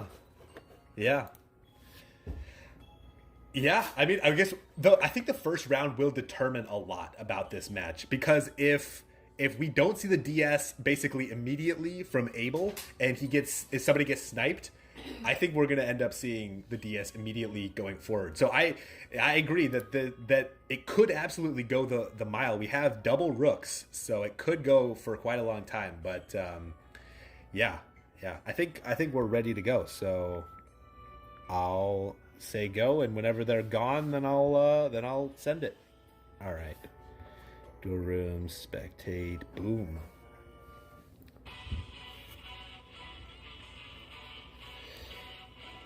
Alrighty. Devoted Sacrifice was used immediately. Oh, and Mini goes down. Ophi stands alone. Now, remember, Ophi can still uni here, so it's not all bad if they do not kill him instantly and he's able to gain uni. It's still a dangerous match. Thunder God's Incantation, Devoted Sacrifice comes out, and Ophi gets scared. The double violet kills! Abel and Fuzzy pulling off an incredible round one. Wow. Because they popped Devoted Sacrifice right away. I thought right after Devoted Sacrifice we were going to see damage. And round two, Ophi goes all in on Fuzzy, does not catch the kill, and we see Queen. Remember, Queen can uni lock, so even if they do survive this, there's the potential for the uni lock. Ophi's uni locked. It's over. It's over, right? He's rejected and uni locked. No cost. We didn't see any abilities, and Ophi and Mini, they are out of this tournament. Well, again, please do not disqualify. But we'll see if they're able to pick up some last-minute kills. Yeah, Ophi able to kill in the first opening seconds on Abel. That's what I was expecting to happen. I cannot believe Fuzzy survived Ophi's opening barrage. I think that's incredible. Honestly, the fact that Abel did not Devoted Sacrifice the second that the round two started and Fuzzy survived, I think that's the first time we've seen someone survive against Ophi's attacks, right? I think when Ophi attacks right at the beginning, he basically always pops or there's a Devoted Sacrifice. Have we seen anyone survive besides in this case? I don't think we have. Pirate, I can't recall. Yeah.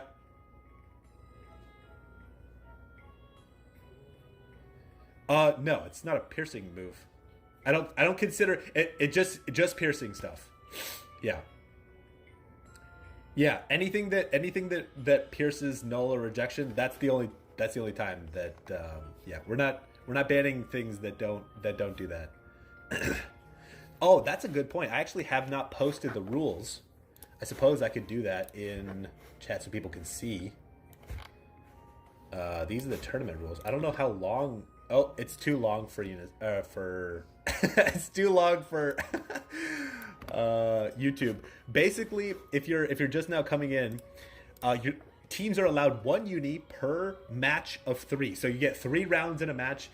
Teams are allowed 1 uni. Any ability that pierces either damage reduction, damage reflection, damage nullification, or invulnerability or invincibility are banned, but mandate procs, D-War procs, ravaging procs, all allowed. That's basically the gist of it. So yeah. But very, very fascinating match. Team Green gets knocked out, and this is an incredible comeback from Fuzzy and Kiro. They dropped out in the first round, and they have brought it back. They won their first and second losers bracket matches. They're making it to the semifinals of the losers bracket. What an incredible comeback. Next, we have Dark Orange versus Orange. So the battle of the oranges. And remember, Orange and Team Orange was Bup and Pup, and they ran. Was it? I'll be in room 31 again. It was. I think they ran. Oh, they ran the Morpher. They ran Morpher and Rook in the last matches. So we're gonna see if they're changing up the Rook Morpher combo, and then for Dark Orange, they were Rev and Fox. Do you remember what Rev and Fox were running? I probably should have written it down somewhere. Rev changed to Ninja? Wow, that's a huge change up. Okay, so we're going to take a look. Still have the Morpher. I love it. The Rainbow Flare was unbelievable. I cannot believe we saw a Rainbow Flare still. Like, that was incredible. Where is Rainbow Flare? There it is. Rainbow Flare, an absolute baller move. It takes, what, like 10 seconds? 1 to 2 business days for this ability to go off? That's incredible. And he was also using Forbidden Temptation. Now, I have no idea why somebody would use Forbidden Temptation, because it only targets a single person and it cuts your uni in half. It also hits a lot of times, but its success value is so garbage. I don't know, if you don't... I feel like if somebody double procs and you didn't proc Ravaging or Mandate or something like that, it's just like a dud ability. So we'll have to see if they end up changing it again. And I will say, I think we saw Shining... I think it was Shining Aura, not Heroic Assist last time. So I think it's kind of interesting. Yeah, very, very fascinating stuff. Now, the Rook, I did like the Rook. I guess right now we're just waiting on Rev. We are in Rev and yeah, room 31, guys. So Fox has stayed Lancer the entire time. I don't think Fox has changed. I think Fox has been Lancer this entire tournament. Now, to be fair, Team Dark Orange did win their first match, and they fought against Fuzzy and Kiro. So the team that we just saw win back-to-back matches was defeated by Rev and Fox in the very first matches. Now we're just waiting for them to join, and it looks like we have some people talking. Rev is playing Ninja and put in one of the new abilities, the new weapons. So Ravaging on the main slot for Ninja. Now, what are some abilities that you think Ninja can really bring to the table? I don't know.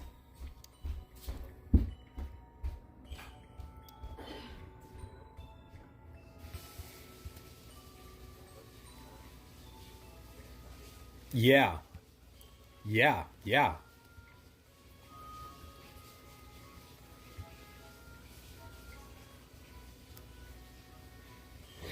Yeah, yeah, I agree. I agree. It's dangerous, right? If you don't have massive, and you have to keep in mind too, Windshear and Phoenix both only hit one time, which means that if you didn't pop Resurrection on the enemy, they're surviving and they will get Uni with that ability. That's dangerous in my opinion. Now, in my yeah,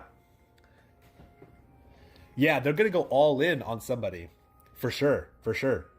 Now, the smoke bomb and the heat haze are both really, really powerful abilities. The ability to reduce the incoming ability power, reduce their status ailment resistance. You know, we might see some statuses, but then smoke bomb as well. The blind is super good. The nullification is super good as well. Keep in mind though, this nullification can that can get ignored. Yeah, that can get ignored by the mandate proc. So we'll have to see. Now, I don't know how I feel about like swapping into the other form. You know, running something like Toad to try to stun is kind of like meh. And I'm not seeing anything else that's like super super powerful. Yeah. Yeah, so it's a very interesting. This is going to be a very interesting match. I think we're ready to go. But personally, I think that it'll be with no rook on one team. I think this will be a fast one. I don't foresee this one being like a 30-second match. I could be wrong about that though. The Morpher. Okay. Yeah. Opening with Immortal Heart, and they're just going all in on push, even though he has Immortal Heart up.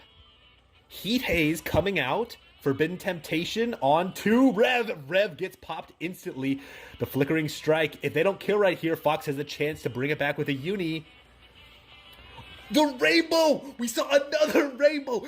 Back-to-back Rainbows in 2 matches. Yeah, Rainbow is so gnarly. The Lethal Strike's instant killing Rev! Yo, Bub just didn't even swap. And now both teams have Immortal because he used, what was the name of that ability? He used one of the new abilities. Why is he using Shining Aura? I don't understand this Shining Aura. Oh, wait, does Shining Aura remove special debuffs? Oh, that makes sense. Okay, because I always remember that it just removes single. Oh my gosh, Lethal Strikes again! Instant killing Rev. Oh, the tragedy. Yeah.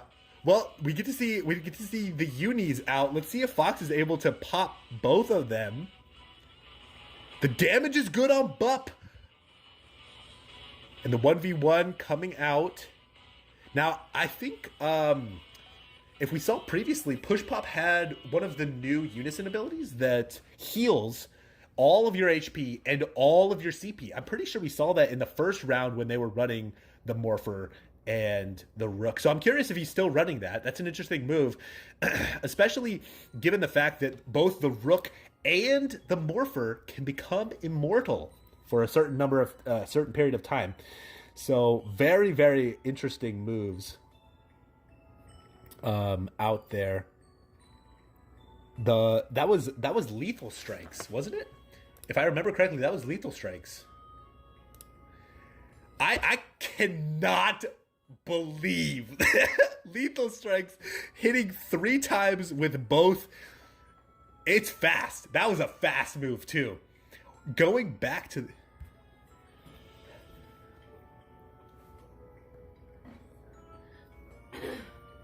yeah, the Ravaging boosts it by 20%. I mean, it's still a little bit risky, but damn, do I love it. Let's go back in time and see what ring that came out on. That came out on the 3rd ring. The 3rd ring. Dude, that's crazy. That's absolutely bonkers. We saw double Lethal Strikes kills. I cannot believe that just happened. So thank you so much for Rev. I just wanted to shout out specifically Rev because she did not want to participate. And she got roped in last second. Fox as well. was originally part of another team. So thank you so much to Fox and to Rev for rounding out this beautiful tournament, so that we had 8 teams exactly. We could have had Pirate do this as well, and I could have joined and we could have done some stuff like there, but I wanted to make sure that we had some good commentary for all of the matches. So shout out to Rev and Fox. Even though we have to say goodbye to them, they showed up and they put in some work. They made it, they won their first round, and they made it into the losers bracket past the first round. To be fair, given the fact that they had like 10 minutes before their first round and they won it, that's pretty impressive. So shout outs to them. Thank you again to both Fox and Rev for showing up. But yeah, beautiful match.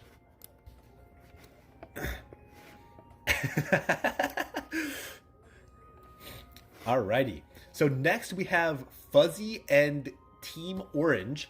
So because Team Orange just fought a round, I don't feel like it would be fair if we asked them to go again right away. We're going to give them a little bit of time, and I'm going to go over the rules for how the finals are going to end up happening. So we're currently in the semifinals between Fuzzy Kiro and Team Orange, which we just saw. And these are both teams that were knocked out in the original rounds. Both Fuzzy Kiro and Team Orange were knocked out and dropped to the first part of the losers bracket. The first part. So both of them have clawed their way back into the semifinals. The way that this is going to work is the winner of this will fight the loser of the semifinals for the winners bracket. They'll fight against Father John and teammate, I forget, Amistry. And when whoever wins that match will end up fighting Team Yellow. And Team Yellow was, they were Shofing, or no, not Shofings. Shin, oh my goodness, my memory. It was Rin and Arrow. Arrow was the same in game, and Shofings was different. Yeah, so Shofings and Arrow were the winners of the top bracket. The way that it's going to work is when you go to the top bracket, whoever wins in the, not the next round, but the following match will fight against Team Yellow. If Team Yellow loses, then they will drop into the losers bracket, and then we will fight them again. So Team Yellow has to lose twice in a row in order for the winner, like whoever they face, to fight them. Now, if Team Yellow wins, then they just win the tournament. Does that make sense? Did that answer all the questions about how we're doing tournaments? Oh, and the finals are a best 2 out of 3 matches, not a best 2 out of 3 for rounds. So the way that this is going to work is we're going to do a round.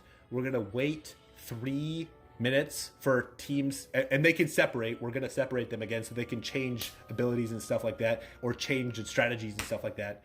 And then we're going to come back in about 3 minutes and go again. So that's how it's going to be. We're going to have brief intermissions between each round to allow teams to change around their sets, because I know that changing around sets can be really annoying. You have to change classes, then you have to re-equip abilities, you have to remember everything if you didn't save your set. So there's a lot of things going in there. There's also a consideration of potentially playing a new class that they haven't played before, so we want to make sure that they have adequate time. So I think we're ready, aren't we?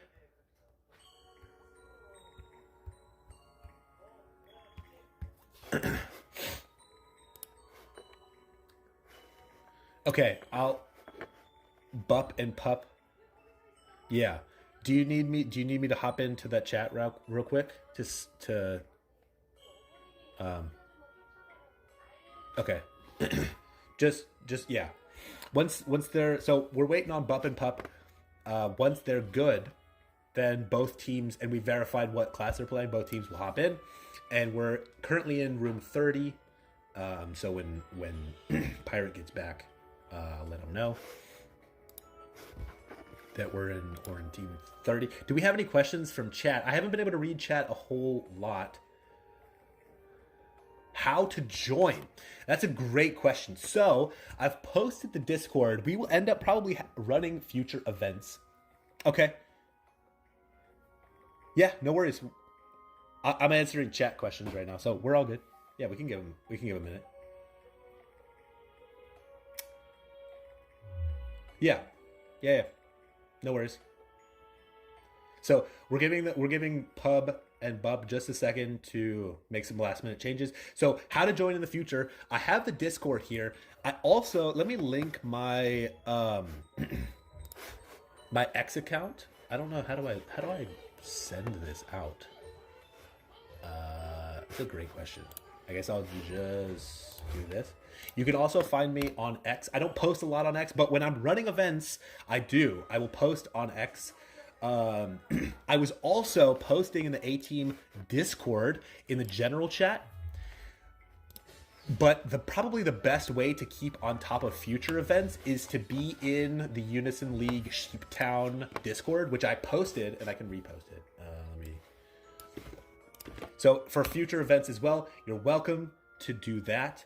I also made a video on this. So whenever I'm running another future event, I will also have videos and stuff like that for people to, like watch. I gave about a week and a half to allow people to join.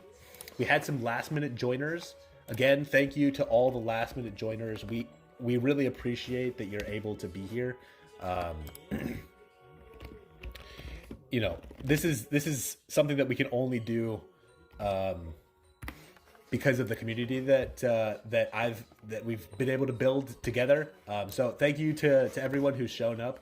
We've had quite a few viewers for this entire event, and we have plenty of people in the Discord also following along. So we have some future people who will hopefully be able to participate. But talking about future plans, I hope to do an event with Japanese Unison League. Okay. Yeah, so it looks like we have verification. Bup and Pup are in here. Let's see if we got a change up. Soldier. Have we seen? We've seen one soldier, right? I think we've seen one soldier. No? Soldier. Wow. Soldier's really, really fascinating. Keep in mind, Soldier is exceptionally good at preventing the enemies from attacking your teammate. Soldiers have multiple abilities that taunt. I believe this one taunts. Nope, it does not. Brave introduction taunts. I remember that. That taunts both enemies and is a % damage reduction. So hopefully they end up living. This. I'd be interesting to see if they're gonna run Blossom Blizzard. I like running Blossom Blizzard personally when I run this type of build. I know Iron Fortress is also really valuable. Iron Fortress can blind people, so that's very, very powerful. If the enemies can't hit you, or if they feed you uni by an inability to kill you right off the bat, that can be very powerful.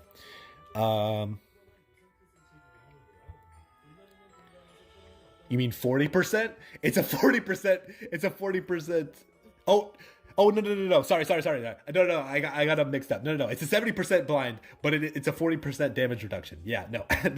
You're right. 70% damage blind though. That's still pretty bad. You get hit with the 70% blind. Yeah. You kind of deserve to die, right? Just being real. There's so many monsters that give you blind. I know that Lancer or soldiers have another ability that taunts. What's the other ability that taunts? I could have sworn they had another one. It is this one. I was right. Vigilance is the one. Yes. So oh right, you can't use vigilance because of the piercing. I completely forgot about that. Oh, Blooming Blackout has Frozen.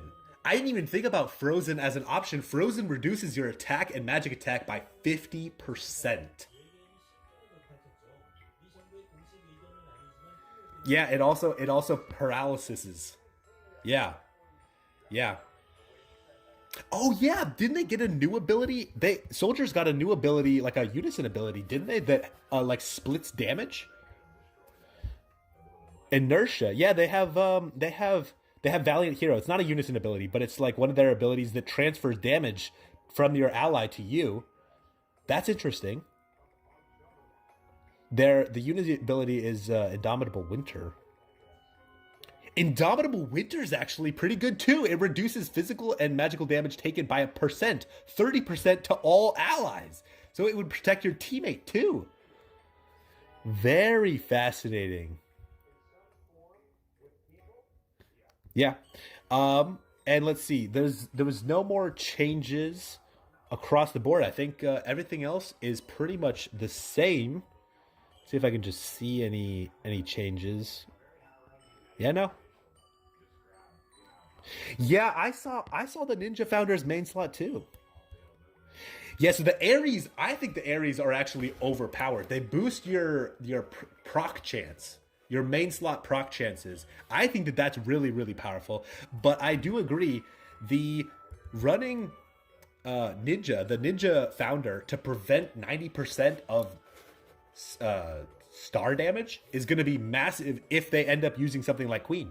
So yeah, I think we're ready for them to go though. I'm going to tell them to go, and but I think rooks on both sides. This is going to be a long one. I don't foresee this one being a fast one by any means. And I think especially the soldier is going to elongate this match by an incredible amount. Opening with the taunt, and we're flickering, striking both of them. Indomitable Winter to reduce the incoming damage. We're seeing lethal strikes out of Fuzzy. Fortress Command for the full CP heal. Indomitable Winter again onto Abel. Wow, so much tankiness. And the Devoted Sacrifice comes out just to protect Bup, but he guarded as well. So kind of a mix-up there. Iron Fortress plus the taunt. Indomitable Winter as well. Devoted Sacrifice. This might go the distance. We still have... Yeah, this is a... Yeah. Oh, they both get sniped! Pup gets sniped by Fuzzy and then immediately gets clapped back by Pup. Holy smokes, that escalated quickly. We had 45 seconds of nothing, and then they went all out on both sides. Wow. Yeah. Well, not only that, but it's dangerous, right? Because both teams still have their uni available, and if one of them attacks and doesn't get the kill, it doesn't get the kill. He could uni right now and potentially win this match, or he could risk it. He's not uniing now. He's still Fortress Command for the heal, the max heal. That's I was expecting, but now he doesn't have full uni, so you have to watch out. They're both okay with a tie. Deliberate. The shock, the diamond shock coming out, preventing the damage from Pup to push. Because Pup was trying to push. Deliberate Judgment will land. Devoted Sacrifice comes out. This is a tie. Our first tie of the game, of the tournament. Wow.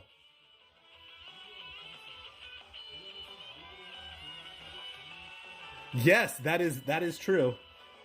Not that it mattered a whole lot. Holy smokes, the both teams really trying to clap back and kill each other right off the back. Not a single person goes down in the first 15 seconds, and there were abilities flying left and right, both attacking onto Bup. He's ended up surviving, but he took a lot of damage. You have to watch. The Devoted Sacrifice saved some of that damage. Guard comes out. Mandate of Fire comes out. Is Fuzzy going down? No, but the reflection... Oh, they're focusing on Pup now. They have abandoned attacking Bup, and they're going on Pup. It's interesting, too. Abel keeps using an ability that actually taunts. It's a provoke ability, and it also reduces damage taken by 50% and transfers it back to the target. Fuzzy pops Pup instantly. Oh, my gosh. Both teams still have their uni. Remember, they tied round 1. Indomitable Winter comes out. Abel goes down. It is a 1v1. And remember, in my opinion, Bup has the advantage here. He has so much.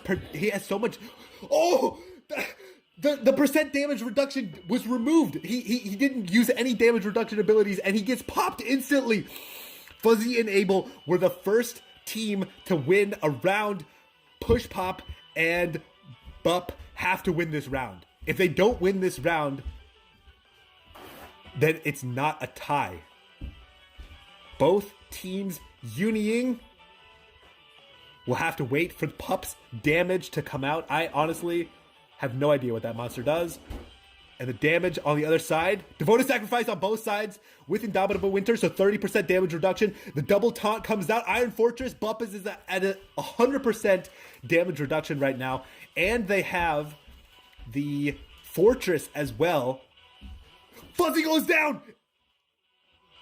Okay, wait. Bup and Pup are ahead currently in points. If they win this round, they will win. They won! Bup and Pup, they brought it back. Round 3, it was 1-1. Abel and Fuzzy won round 2. Bup and Pup win round 3, and they win because they have more points. So they tied round 1, but Bup and Pup bring victory in the form of points. That is our first points decided match. Wow.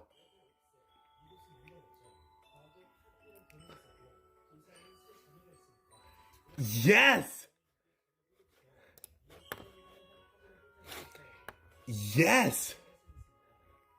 You have that's such a good point. So if for those of you who are not following along with the bracket, we're going to give them a second, but Bup and Pup were knocked out round 1 by Team Yellow. And Team Yellow is currently the winners of the winners bracket. They made it all the way. So Team Bup and Pup, Team Orange, they got knocked out round 1.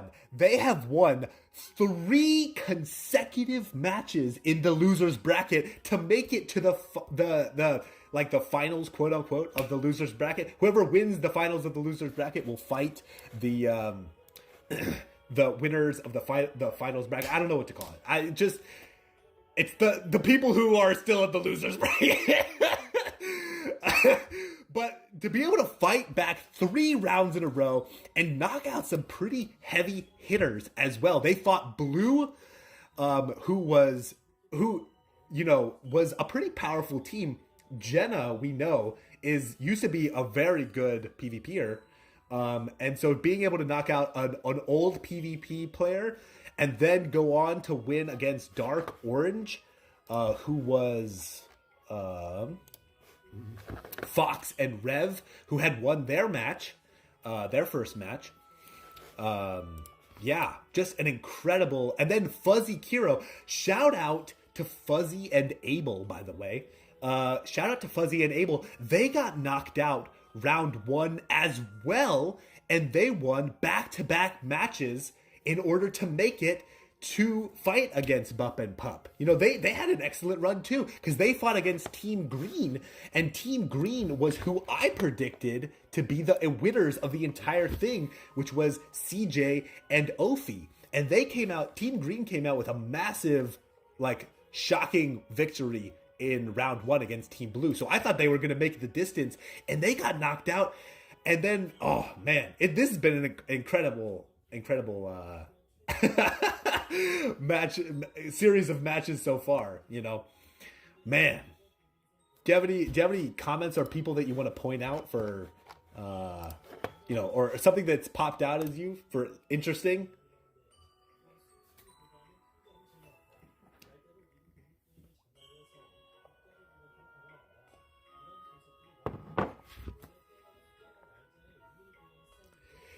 Yeah.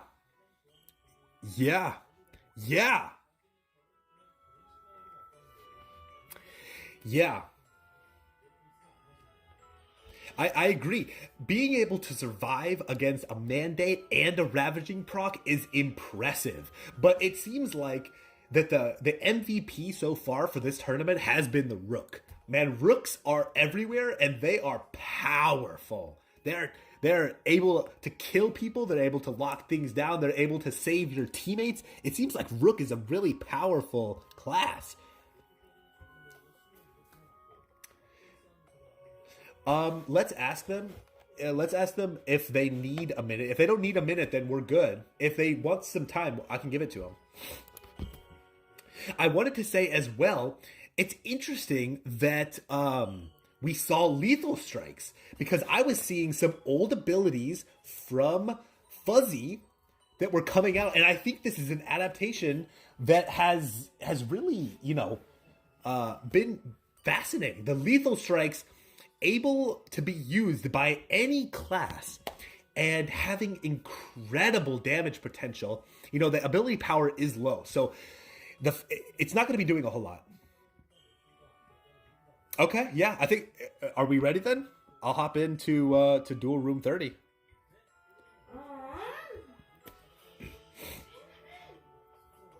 Yeah.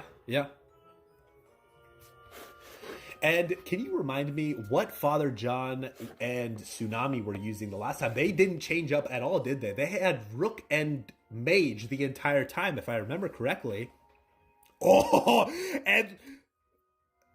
Sorry, go ahead.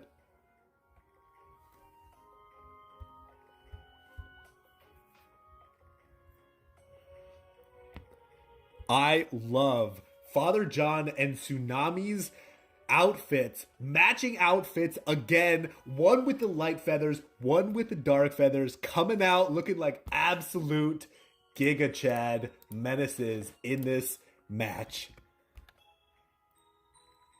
Unfortunately, Epic, there's no joining in the final hour. This is a fun tournament. We would love to have you next time, but no. Once the tournament starts, I feel like it's unfair to the players if I throw in a wild card, because it might not matter to everyone, but it might matter to some people, and I don't want to disappoint anyone who's potentially spent hours building strategies and stuff like that. So, but thank you for asking. So, no changes out from Tsunami or Father John.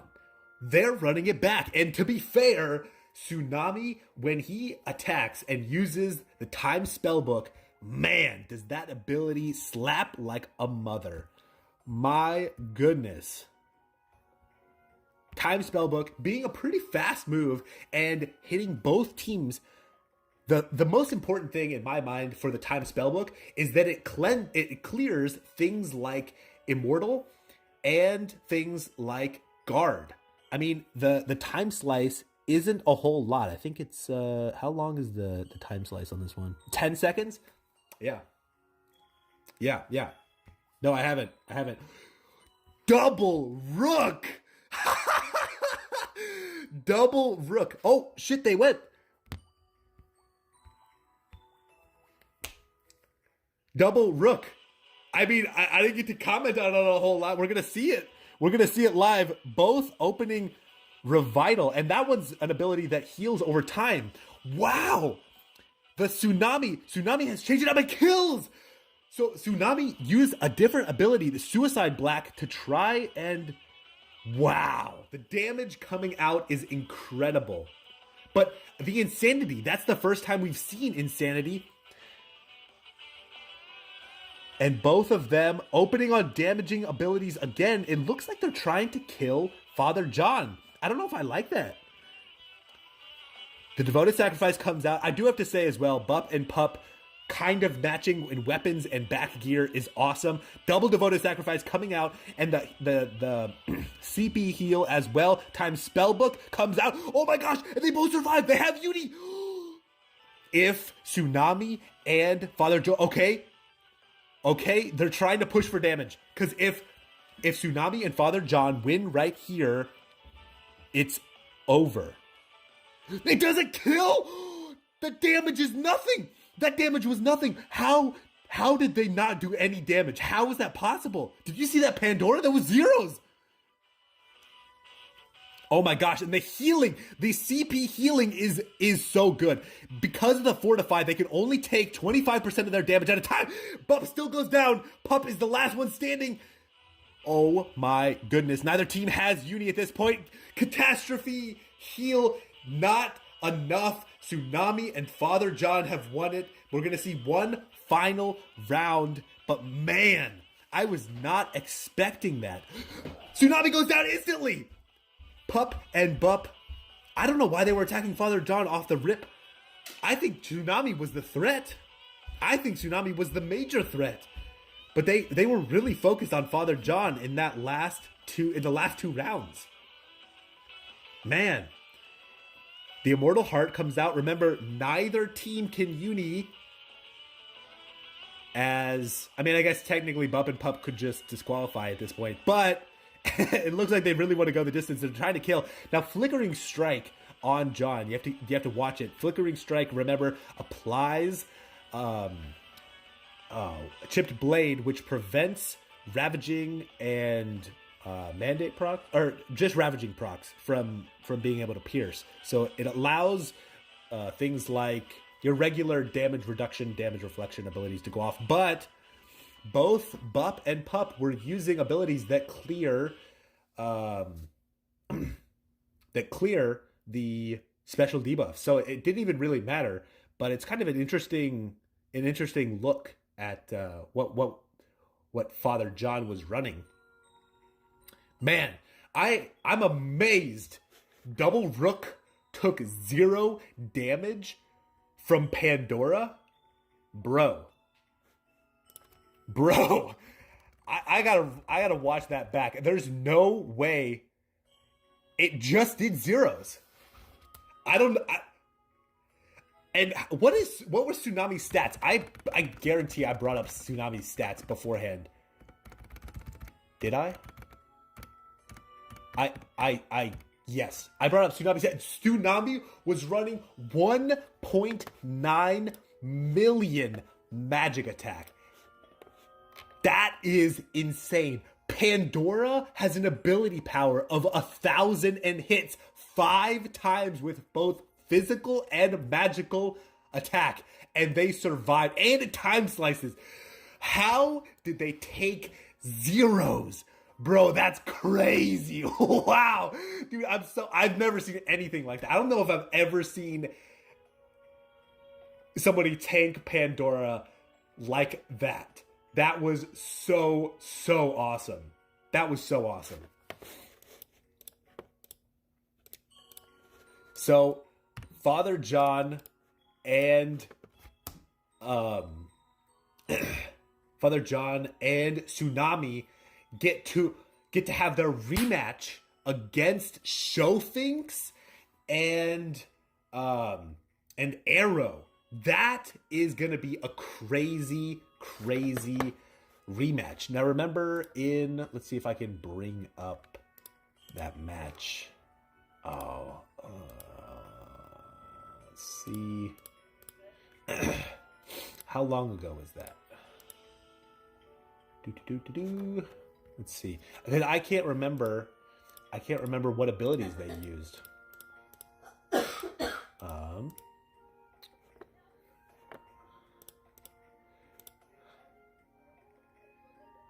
Yeah.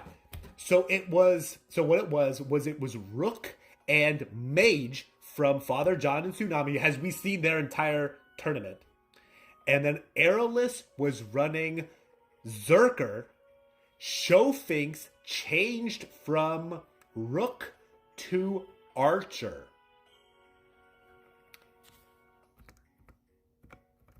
Wow.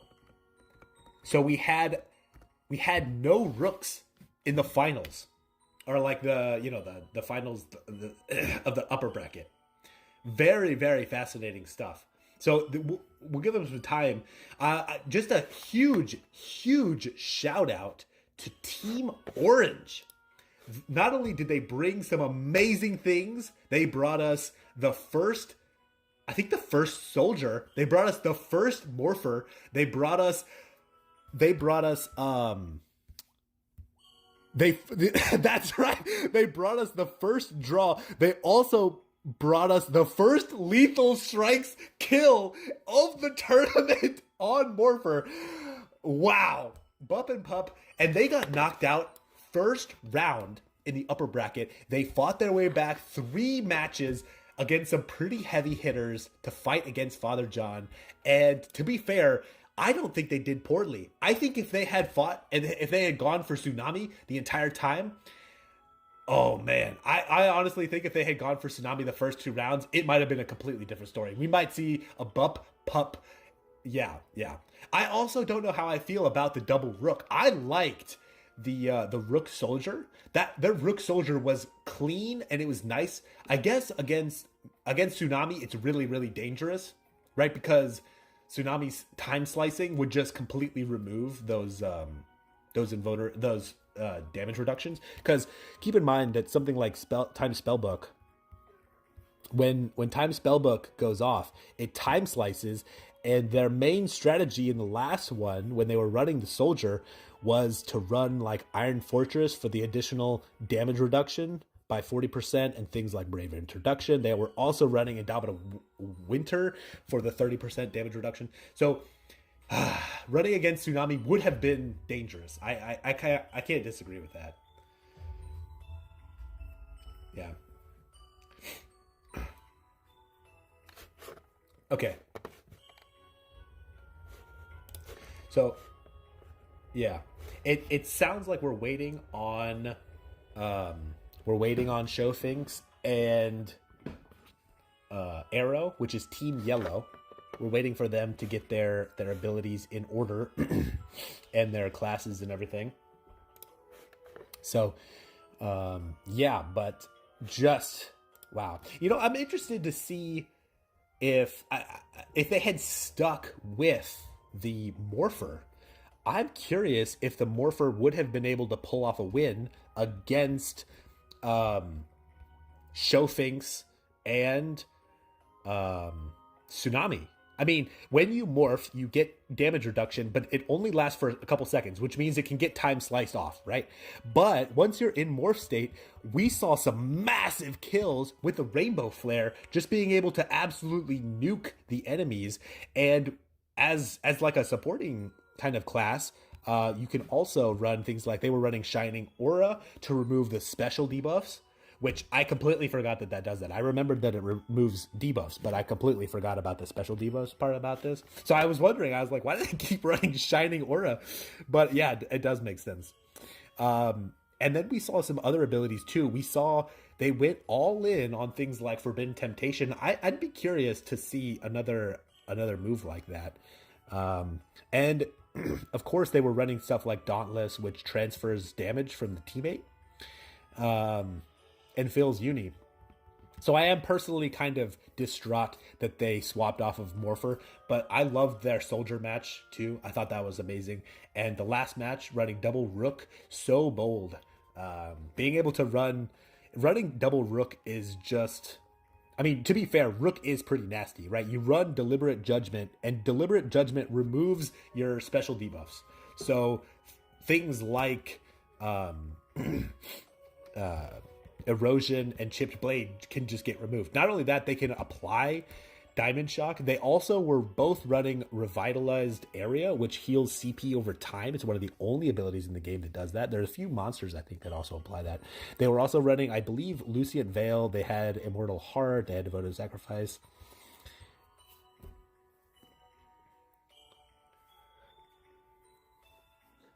Okay. All right. Room 31. Okay, and they were also running Fortress Command. Now, I think Fortress Command is incredibly powerful. There's 2 main reasons, right? It heals CP, which is huge, but it also reduces incoming damage from the whole team by 90%. That's basically a guard for the team. So it does have a long cooldown. It's a little bit dangerous, but I do like it. Now, against something like Time Spellbook, though, it doesn't help much besides the CP healing. So I don't know how I feel about that, but...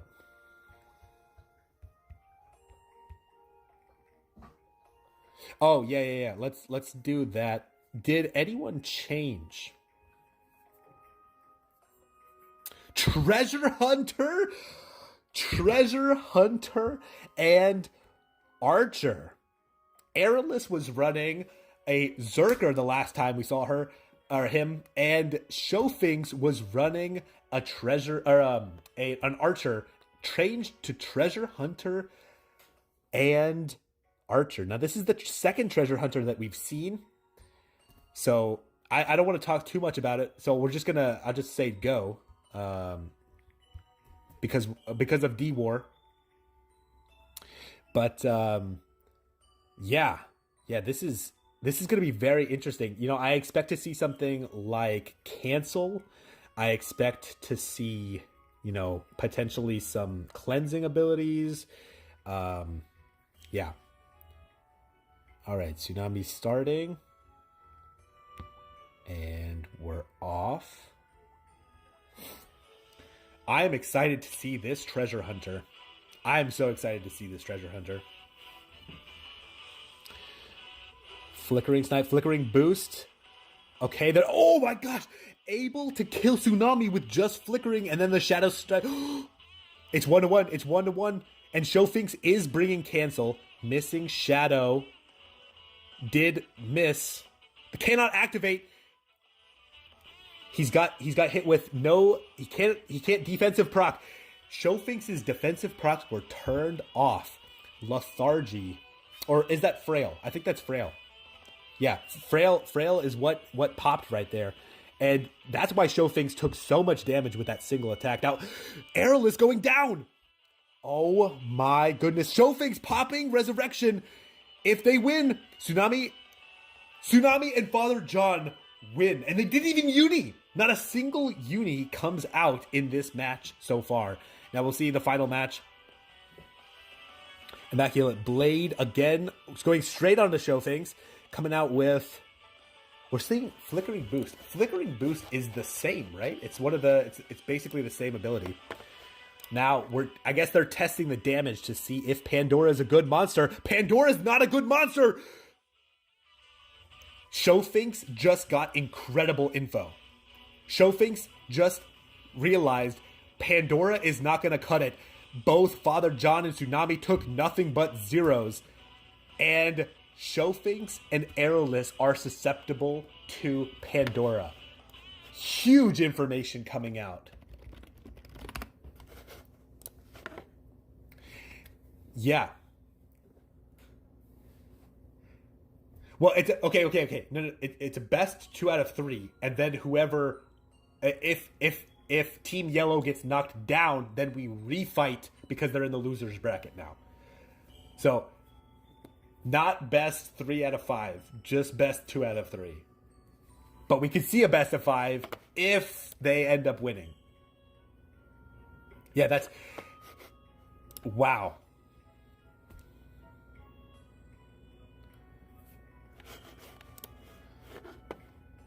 I think we have to give them time anyway, right? We have to give them time because in between matches, I want to allow them to be able to to change things up. So we're gonna run D-War, and I guess you guys, I mean, Pirate, do you want me to stream our horrific D-War? We're getting shit on by the second wave. You don't want to show it? Okay, you don't care. It is so ass.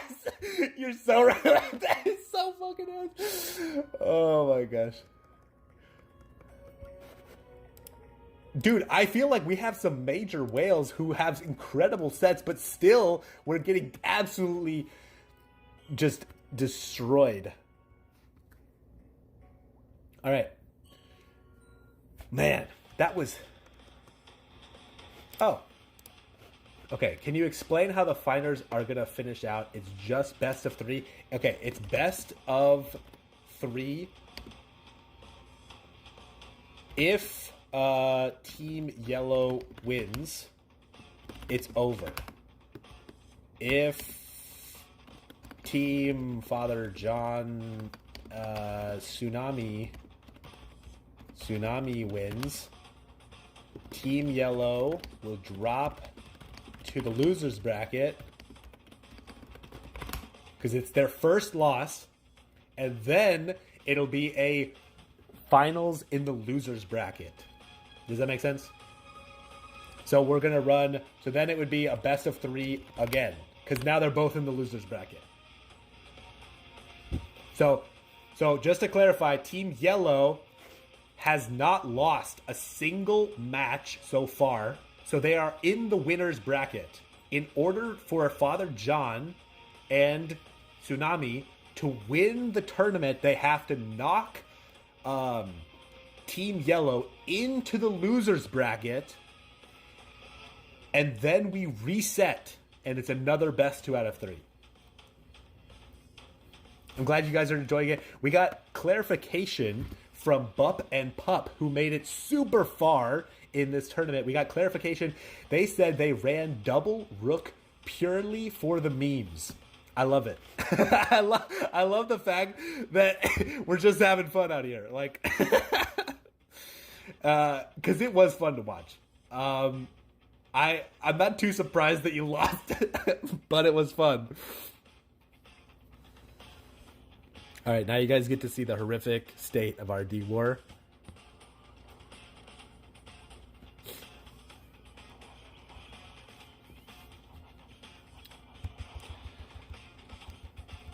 And oh, I have nothing.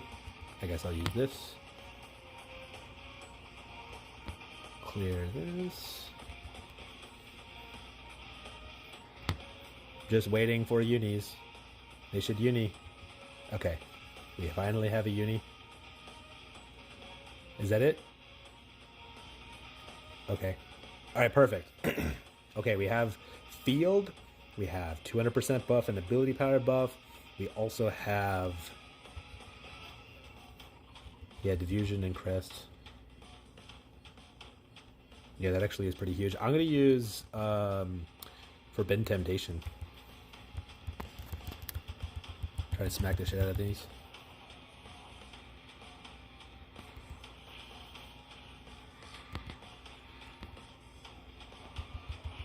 Clear that.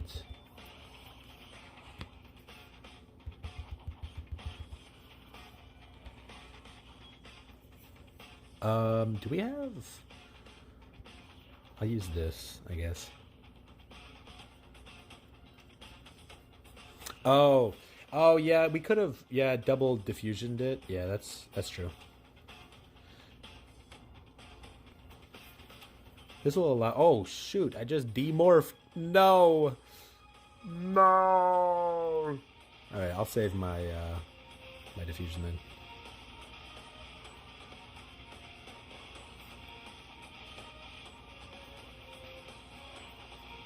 Wait, did I get hit with...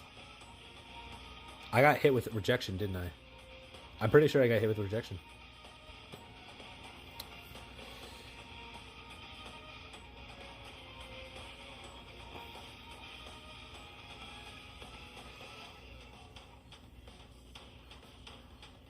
Okay. Pretty big uni out.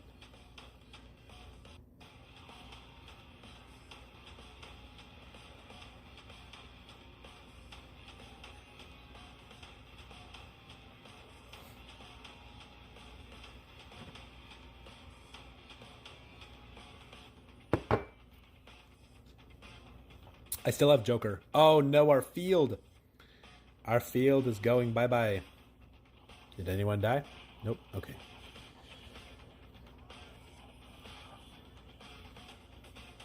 Nice. Classic field. Yes, crazy.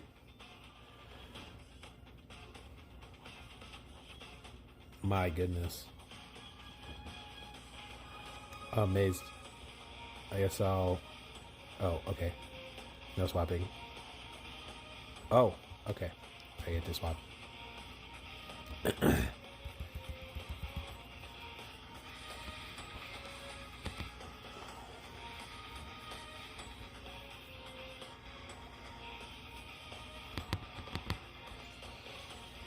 Yeah, I'll throw it.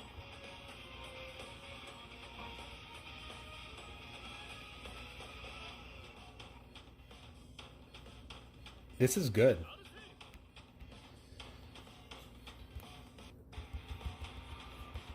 This is fine. Oh. Clear that.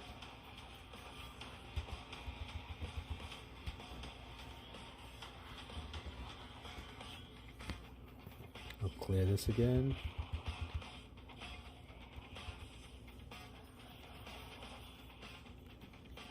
Okay. Only 45 seconds left, so we don't have much time. We really have to push. But the damage should be good. We have, like, the best crest. Oh, no, I got popped. No. No, man, the last 30 seconds. We made it further than we ever have, though, right?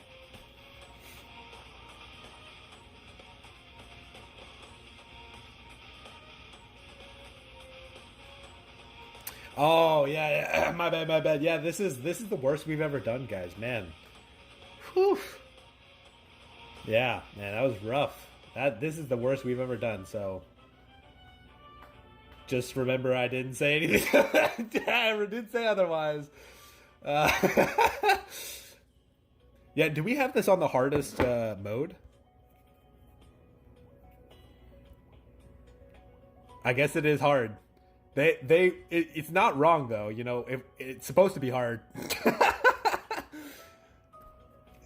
Yeah, you get way more points. Yeah, you get way more points, even though you get fucking steamrolled.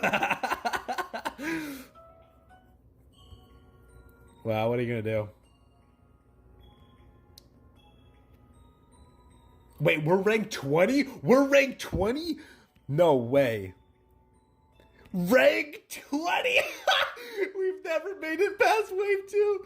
Holy, I'm glad we're not the only ones getting absolutely shit stoned. Dude, do you remember day 1 when we were getting hit with nothing but rejection and none of us could move and we were standing there for 5 minutes? Like, what have we done with our lives? Oh man, that was funny. Alright, well, let's get back to the finals.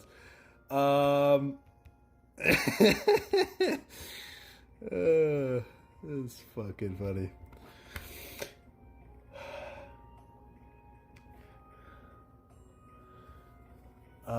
This guy was flabbergasted yesterday seeing us at rank 5 when we were in the trenches thinking we sucked. Yeah, dude. You're not alone, apparently.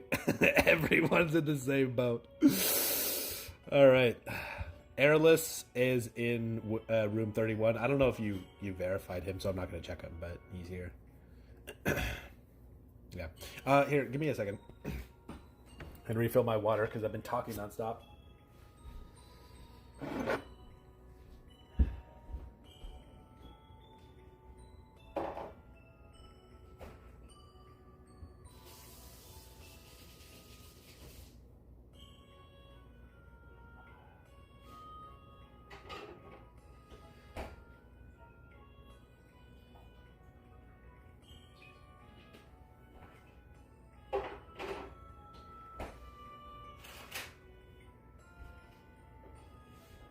Alright, is everyone ready?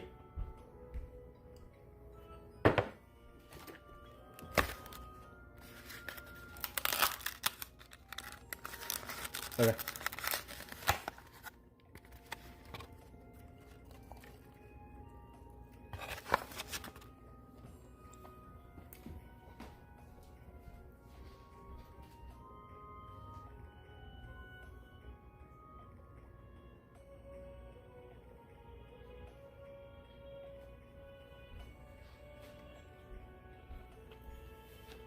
All right. Yep.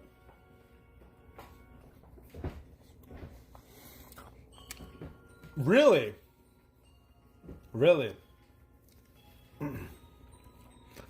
No, I remember. Yeah, no, I remember. I'm just kind of disappointed in Team Green. I should have had faith in Team Yellow. You know, because I was gonna go Team Yellow. I decided against it.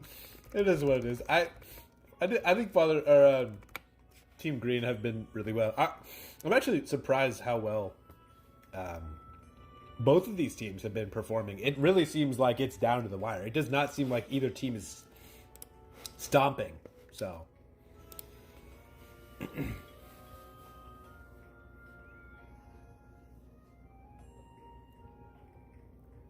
oh, do I keep coughing? No. No? Oh, yes? No? Okay.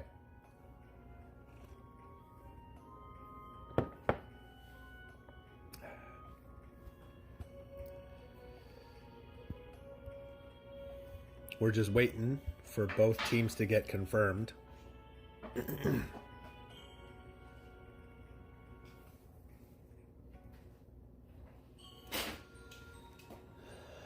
Let's see. Has anyone gotten past wave 2? That's a great question. I am sure that some people have made it past wave 2. We have a very nice person. Thank you, Narp.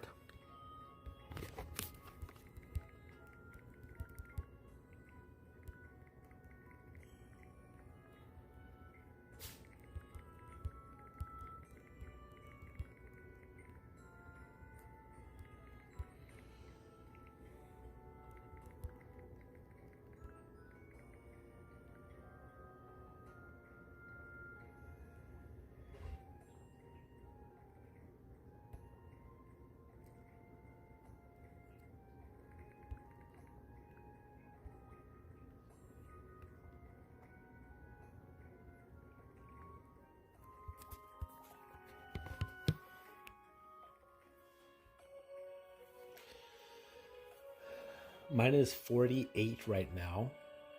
Wave 2 just annoying? Yeah. Yeah, you're definitely not alone. Wave 2 is an absolute it's just horrible. Wave 2, you need like non-stop diffusion monsters. And the thing is, you can't even really run Rook because, to apply the diffusion multiple times. Father John and Tsunami again coming in, looking absolutely dangerous. No change up. Father John and Tsunami taking their Rook Mage all the way. Showfinks showing up with Archer and Arrowless swapping back to the Zerker. Now, I think the Zerker is a wise change-up. We saw Arrowless do quite a few one-shots on 2 enemies at the same time.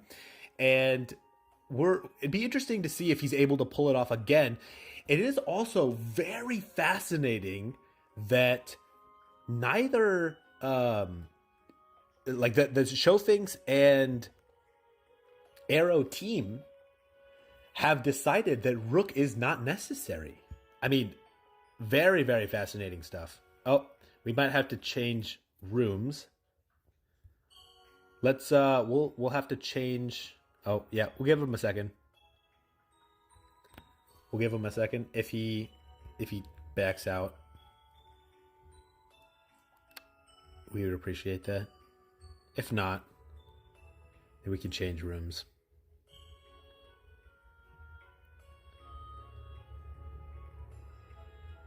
Looks like he might be backing out. Yeah. All right. Any final notes on this one?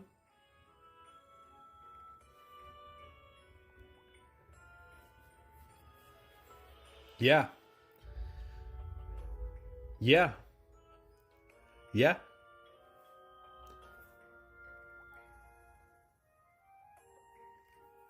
You think you're gonna reset bracket, huh? You have ultimate faith in Father John and Tsunami. I love it. Going all in on you're you have so much confidence. I mean, I said they're gonna win. They're gonna win.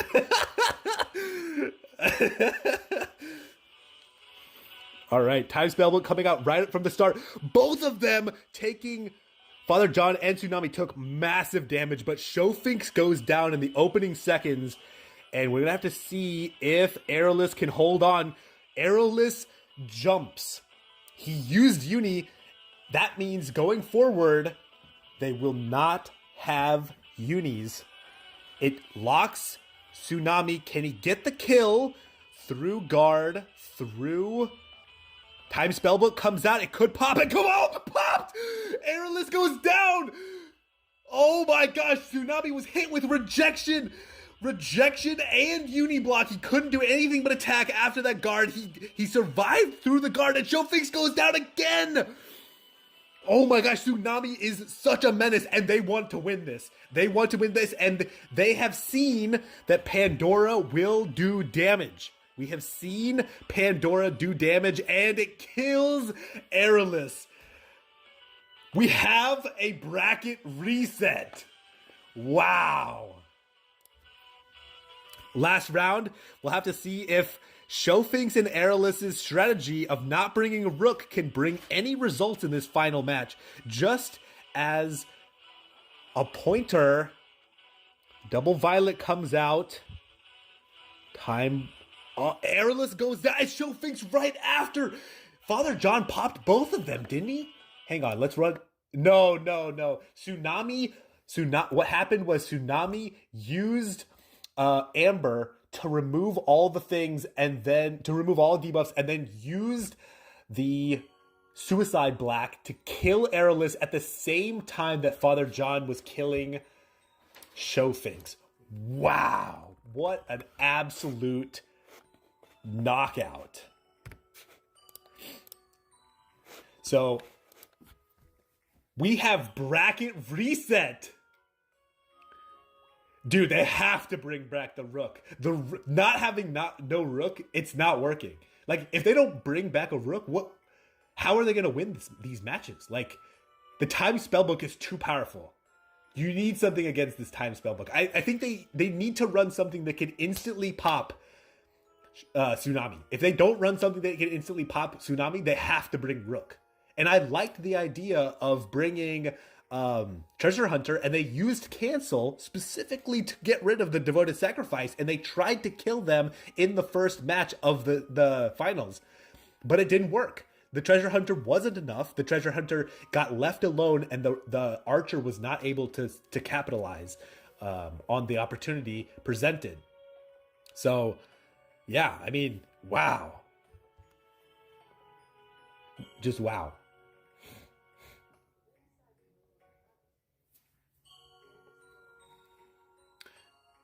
What do you predict will happen in the next round? As we give them a couple minutes to ponder whether or not they want to change strats or not.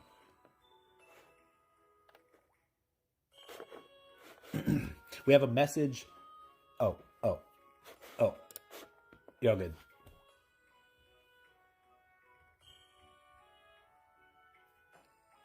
Okay. We have a message from Pub, and that was part of Team Orange. Thank you so much for hosting this event. Little fun fact. Abel, Fuzzy, Fox, and Bup and I are all in the same alliance and had a lot of fun going against each other. Funny that our match between each other lasted a long time because we all help make each other's sets and teach niche things about different classes. We're excited to participate in the next one. Definitely sign up, Bup and I. Thank you so much for the kind words. And that is so fascinating. So we had Abel, Fuzzy, Fox, and Bup and Pup all from the same alliance. So that was out of the total of 8 teams, we had 5 players from the same alliance, which is awesome. We love to see the representation, and man, did they perform well. It's also funny that they helped each other build their sets, and it managed to go so far in the losers bracket. They also fought each other in the Fuzzy team versus Orange team. So yeah, are both okay. Okay.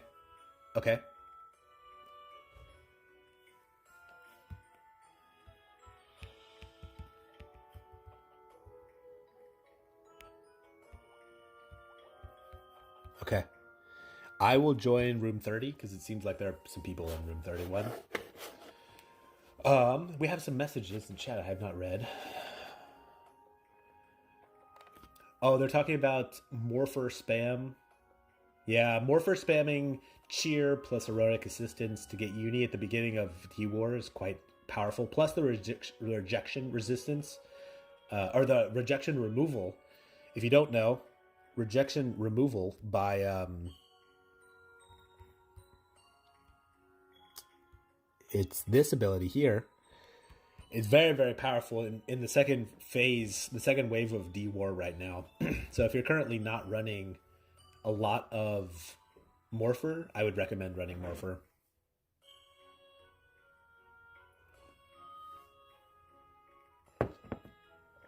Yeah, I am also running. I'm not running into a whole lot of cost issues with Morpher.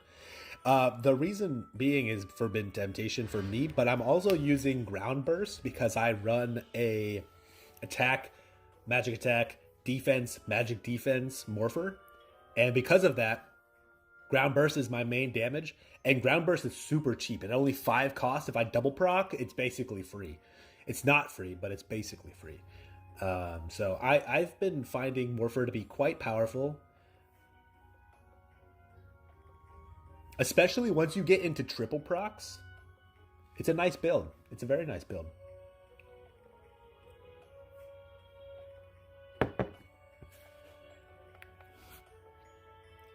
Okay.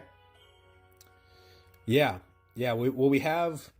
I'm not going to look at Tsunami and Father John, but Father John and Tsunami are both in and ready to go. Yeah, yeah. By the way, the fact that they have come in with back to back outfits that are matching, and now they are just absolute aura farming. Yeah, I agree. Quite a duo.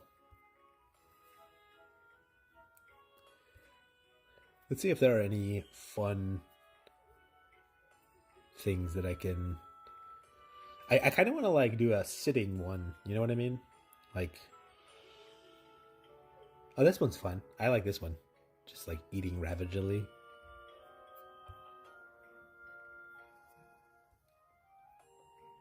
Ooh, this is kind of what I'm looking for. Perfect. Oh, here, let me get out of the way so that they can do the thing. Ah, perfect. Aura farming is fun, absolutely. So, guys, we are currently in the finals. And taking a look here.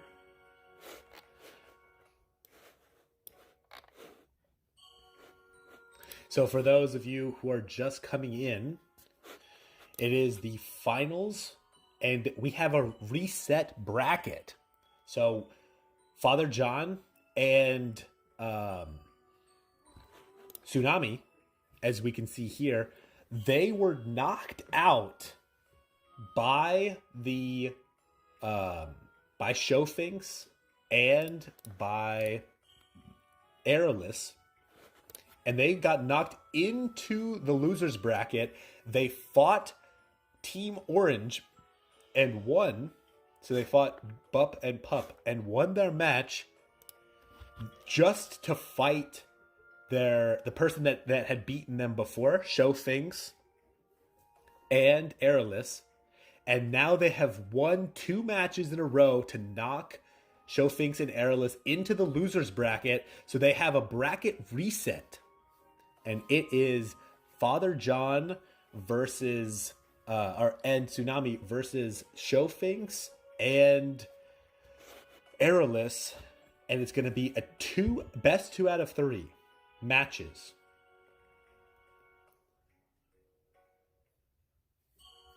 Yeah, we already did one of them. That's very true.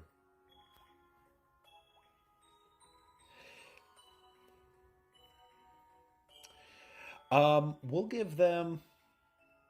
Well, yeah, yeah. We can give them 3 more minutes. We can give them total 10, and then yeah. I mean, at some point we'll have to call it. But I do understand if they're building new sets or if they're building, new classes.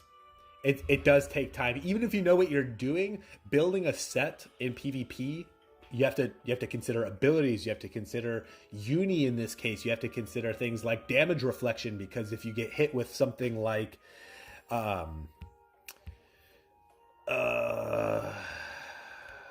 if you get hit with something that turns off your passives, I can't think of anything that does that. But I know that if you don't have damage reduction, and even if you're using an ability like Ravaging that pierces damage reduction, you can still kill yourself if the enemies have applied Chipped Blade, because Chipped Blade removes the penetration from things like Ravaging procs. So even if you have Ravaging and you expect a Ravaging proc, you still have the potential to kill yourself on Reflect right at the beginning. So you have to. There's a lot of things to consider when you're building these sets, and I'm sure that both teams have kind of been shocked about how much damage some monsters are able to do. We saw Pandora start to do zeros in a lot of cases. You know, there are a lot of ways to help reduce damage. I think one of the best ways is to apply water monsters, and I would not be surprised if some of these players have ended up awakening hidden potentials to boost their water defense. I would also not be surprised to see synergy skills start to activate. Okay. Because you can get this one prevents the other one. It's the other one. Your armors, you can apply ability power reduction. That's not it. That's one. You can apply ability power reduction up to 3%. If you have 10 monsters, that's 30% Unison like receive damage down. That's pretty significant. So we'll have to see how this ends up shaking up. And Aerolus is running Archer. He was running Archer last time. We have a main slot of I forgot her name. Aerie.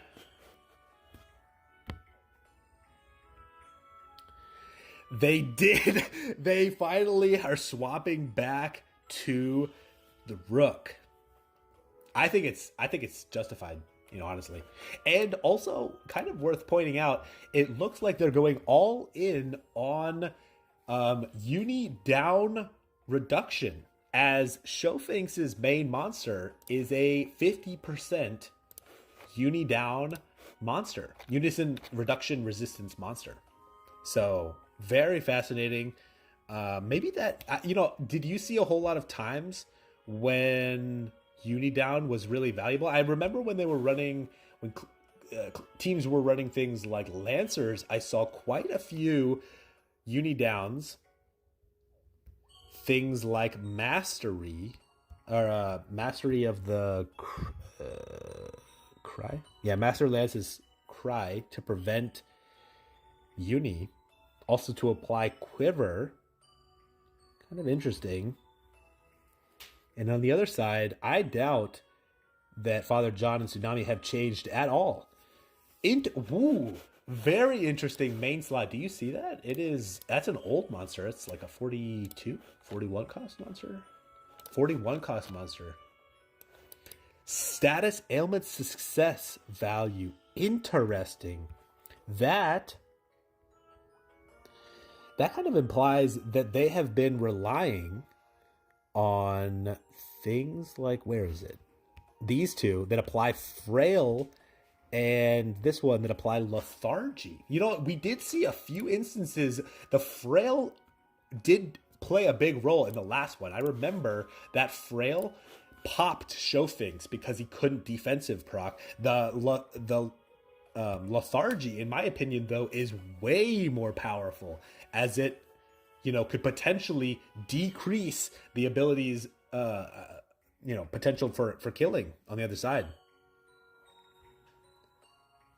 And still running the same thing, was this magic attack always as low as it is? That seems low. It's new, it's different. Tsunami has lost 100 1,000 magic attack. I wonder what the changeup is. And he's lost magic defense. He must have unequipped a monster. I wonder what could be the changeup there. Interesting stuff. Yeah, as soon as Tsunami joins... Oh, he crashed? All good.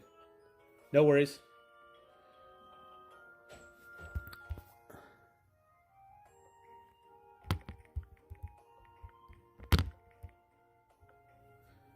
Yeah. Okay.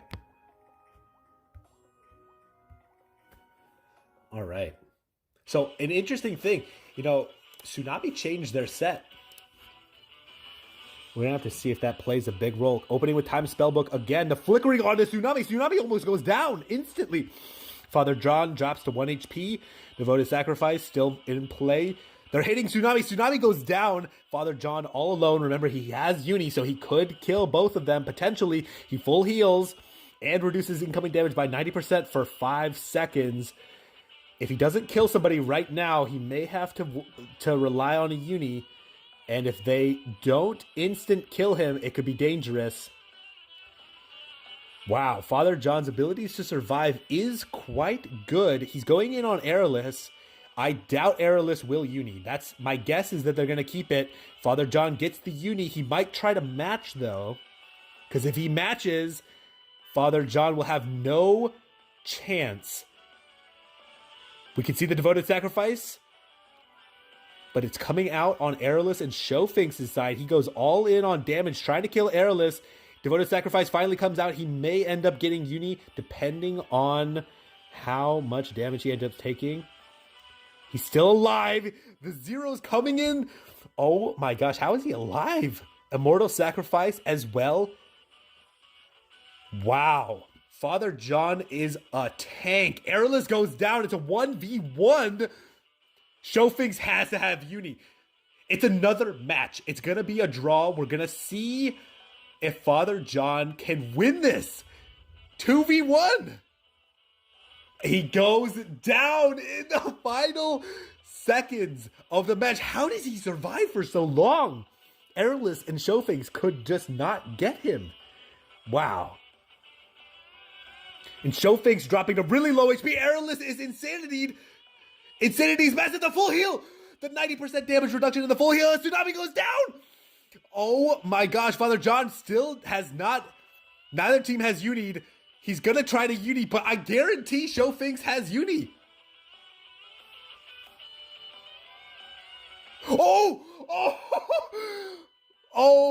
If he dies, if he dies or gets Uni locked, it's over. He didn't get Uni locked. Not a ton of damage. The Immortal Heart is too slow. Showfinks and Airless make it. They win the first round. We can see the final, match. Oh my gosh, Tsunami dropping instantly, and oh my gosh, Tsunami and Father John dropping so fast in round 3. The change-up, though, for Tsunami, I don't know what was happening, but Tsunami was not able to get any kills and was popping super fast. That was unbelievable. I can't believe that there was such a violent change. We saw the ability from Tsunami and Father John to survive for a long time when Showfinks and Airless were running nothing but damage. But now that Showfinks has swapped to Rook, somehow Tsunami is dying faster. So fascinating. I wonder if it's because Father John didn't open with Devoted Sacrifice. I mean, it's a risky opening. You kind of have to, help your teammate out a little bit. And it does put you at really low HP. It has its dangers. But man, I would figure personally that I would open Devoted Sacrifice on the second round if Tsunami's getting popped so soon. It's just very fascinating to see Tsunami going down so quickly and Airless being able to put in work.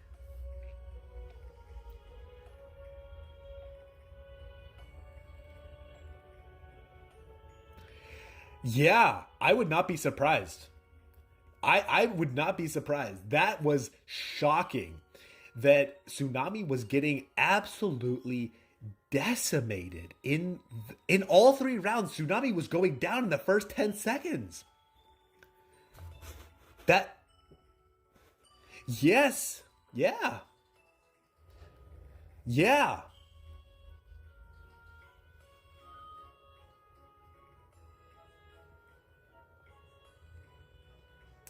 You think so? You think the arch yeah. We saw quite a few double violets. Now, double violet applying lethargy and despair. Lethargy is the one that makes it so that you can't offensively proc, right? Yeah, yeah. You can't offensively proc. And then despair prevents you from using an ability, right? It's just like a random ability. Oh, yeah, yeah, despair is the one that reverses Unigame. That's psychological contamination that I'm thinking of. I got them mixed up for a second there. Yeah, no, that's my bad. But kind of interesting that we've seen so many double violets coming out. I want to rewatch that match and see if there were really any other abilities coming out from Airless, because we saw the flickering strike. He was also using diminishing shot. What is that? Diminishing shot inflicts curse, despair, psychological contamination. Interesting. I wonder why he's running this ability. If I was running him, I would run Quartz. Like, if you're trying to land debuffs, I feel like these debuffs are just way better debuffs. Yeah, very fascinating. I still cannot believe that Father John was able to do so much in round one.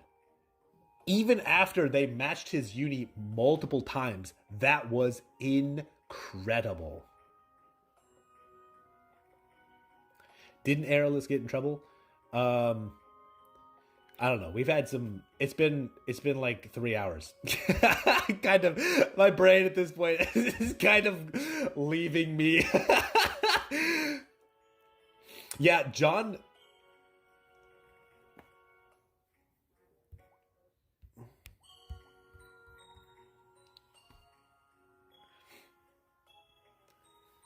Yeah, yeah. Also, we have to say, I think Fortress Command is an underrated ability. I think both teams have kind of caught on to the fact that this ability is really powerful, but it's very interesting. I because it's a little bit of a slow ability.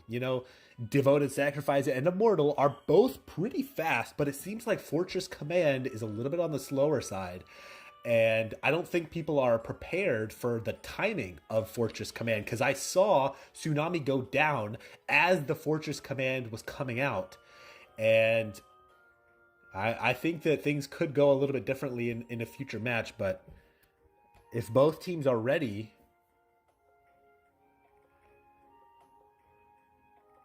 Okay. Yeah. Yeah, no worries. Rocky not Rocky.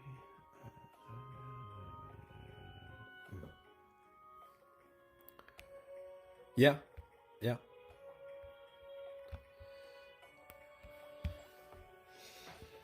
Yeah.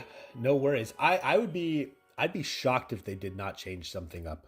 Um I think in future streams as well, because I'm kind of watching it back on my computer, the matches. In future streams. Oh, okay. In future matches I might, or maybe I can just stream my whole screen and pull it up, because that might be another way to do it. Um, yeah, yeah. Thank you guys for sticking with us. I know you guys can't hear Pirate. He's my co-caster, so if I ask questions and then I go completely silent, it's because I am talking to somebody. I swear I'm not schizophrenic. But unfortunately, we just didn't have enough time to do enough testing, and the tournament turned out to be too close to when I arrived, because I was supposed to have 2 hours of testing before the tournament started, and we only had like 20 minutes. So and we actually started like 20 minutes late too. So it was not a great way to start it off, but it's fine. We know for the future I need to figure out a way to be able to talk with Pirate, to have like a co-caster so that it's not just me alone, but also be able to stream. And it seems like it's currently it's quite difficult. Yeah, you're a little bit late, but if you're just showing up, we are doing the finals right now. So I posted in the, you guys are welcome here. Let me repost them because it's been a while. This is the Discord. I'll be running future events out of this Discord as well, so it's not going away or anything like that. I just won't be super active in it. This is my X account, so I might post stuff on there as well. We may end up doing an event in a couple months with Japanese Unison League exclusively, or if I can convince everyone to do so, we might have a Unison League global versus Japanese Unison League, which would be awesome. And I also posted some polling and stuff on X. For the future, I'm going to probably do most of the polling on X, which will allow people a couple days to do polling. And we'll set up a different PvP event. But it seemed like a lot of people were having a lot of fun. I think this has been an excellent event so far. What do you think, Pirate?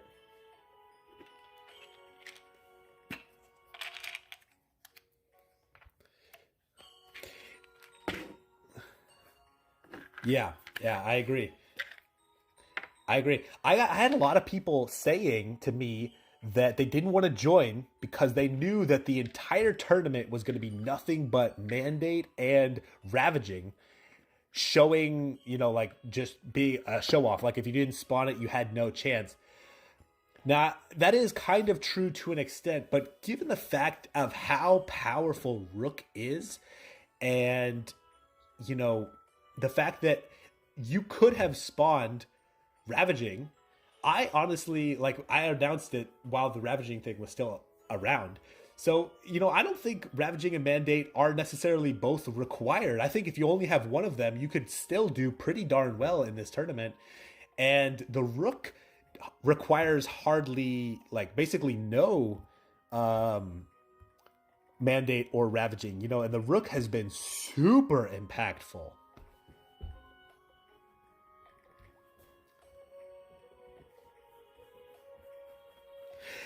Oh yeah, I agree.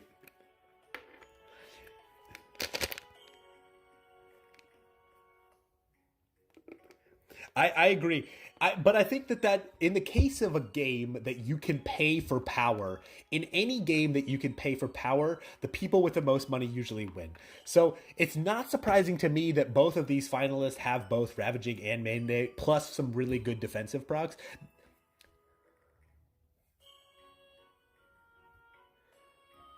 Okay. Yeah. Yeah. Yeah, they said that we're ready. They're both in here as well, or at least Aerolus is in here. Looks like he's staying. So Tsunami has changed their set. It is different.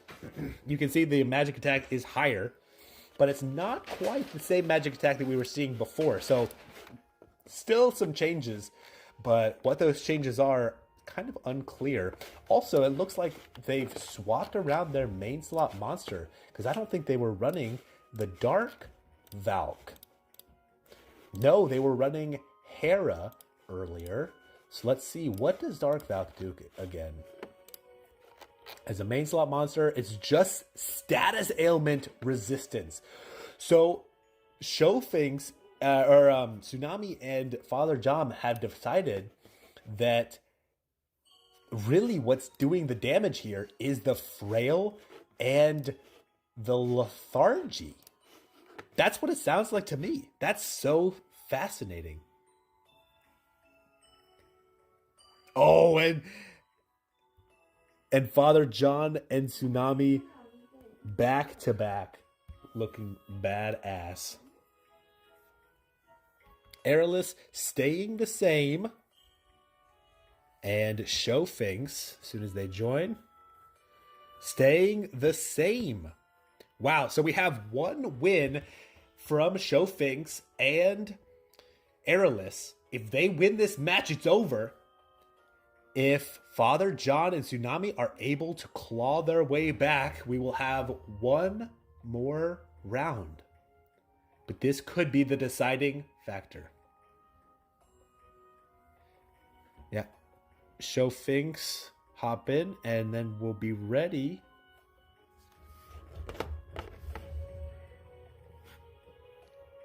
And as soon as they're ready, I'll tell them they can go.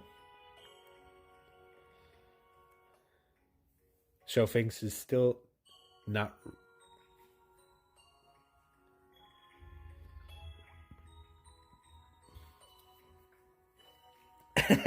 Yeah.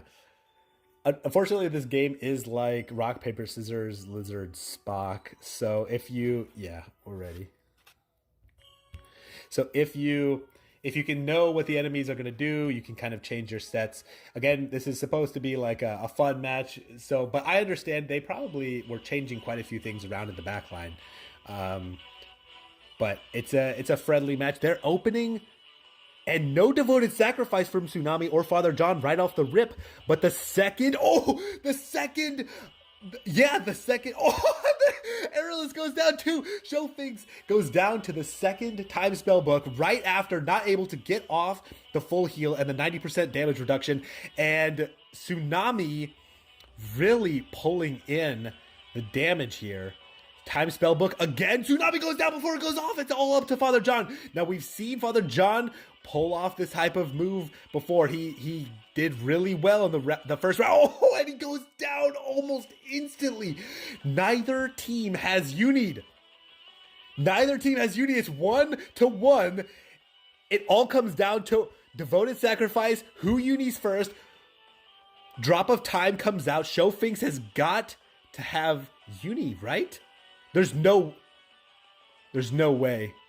Okay, they're Showfinks is, yeah, the Pandora, they intentionally threw a weaker Pandora and hoped that Showfinks was hoping that their Pandora would do enough damage, but neither Pandora does any damage. And oh my gosh, Tsunami goes down. Father John's DS is too late, and he can't uni. He's immortal hearting. He's going to be able to full heal most likely. He can't. Airless goes down. Showfinks goes down. Father John pulls it back in the final seconds. Oh my gosh. The 2v1. Holy shit. Oh my god. We are going to a final match. Holy smokes, they were able to claw their way back. That final round, unbelievable. I cannot believe he survived. He had devoted sacrifice. He was able to survive for long enough after devoted sacrifice faded to be able to use Immortal Heart and kills two of them within the time Immortal Heart is up. Unbelievable. Yeah, that was incredible. Oh my goodness. Again, I apologize for the breaks. We're gonna have to give them time. Like, both teams have to agree that they're ready. So if both teams say we're ready, we would go right now. If a single team says that they're not ready, they have up to 10 minutes. We've decided that's like the amount of time that we're giving them. So either team can currently change up. They can leave and go to a different Discord or a different room and plot and stuff like that. But holy smokes, I cannot believe we had one team win the first round. Who won the first round that day? It was Showfinks, wasn't it? Yeah, because Father John was standing alone. Here, I wanna watch that. I apologize that you guys at home cannot see on the stream the run back. So round one, Tsunami opens up with Time Spellbook and absolutely blasts Showfinks. Showfinks uses Devoted Sacrifice and survives until the end of Devoted Sacrifice. But right after Devoted Sacrifice, the timing from Tsunami was so good, Time Spellbook allowed for the to Showfinks to do damage and to kill Showfinks. Right after that, Aerolus is standing completely alone and gets blasted with a Suicide Black and a, what is that called? Immaculate Blade from Father John. Aerolus gets popped instantly. So Tsunami and Father John took 0 damage. Then round 2, Tsunami protects Father John protects Tsunami. Devoted Sacrifice goes off, and the same thing happens, but Tsunami gets one shot right after the Devoted Sacrifice. Father John stands alone and dies almost instantly to the Deliberate Judgment from Showfinks.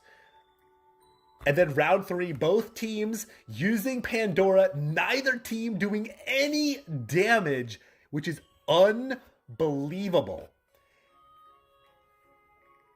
So Tsunami has bubble. Remember, Tsunami is the one that threw the bubble, or threw the Pandora for Team Father John and Tsunami. And Tsunami dies through bubble to Showfinks. Showfinks uses Deliberate Judgment and kills Tsunami, but isn't able to kill Father John. Father John uses Devoted Sacrifice to try to save Tsunami, but doesn't get it. He survives after the Devoted Sacrifice. The Immortal Heart goes off, and he kills both of them. So he still has, Father John kept his diffusion. So Father John, when he uses Immaculate Blade, right after he has diffusion, he hits both Showfinks and Aerolus in that moment. He one-shots Aerolus, and he kills Showfinks with the following ability, which is almost instantaneous. I cannot believe that was the result. Oh, here, yeah, we room 30 is getting populated. Are we all ready? Are we all ready? I think we're all ready. We can join up. So any changes here, I'm not seeing it. I think Showfinks and Aerolus didn't really change much. Maybe a few abilities, maybe some timing. We'll have to see. Father John doesn't look like he's changed his abilities either.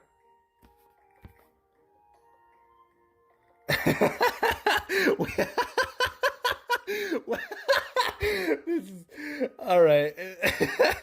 I don't care who's blue team or who's red team. Thank you, Aerolus. The sportsmanship is incredible. Thank you, Showfinks. Thank you, Aerolus, for changing to red team. Father John or Tsunami, whatever. Yeah, one of them loves blue. Yeah. All right. Some silly moments. Yeah, you guys are ready to go.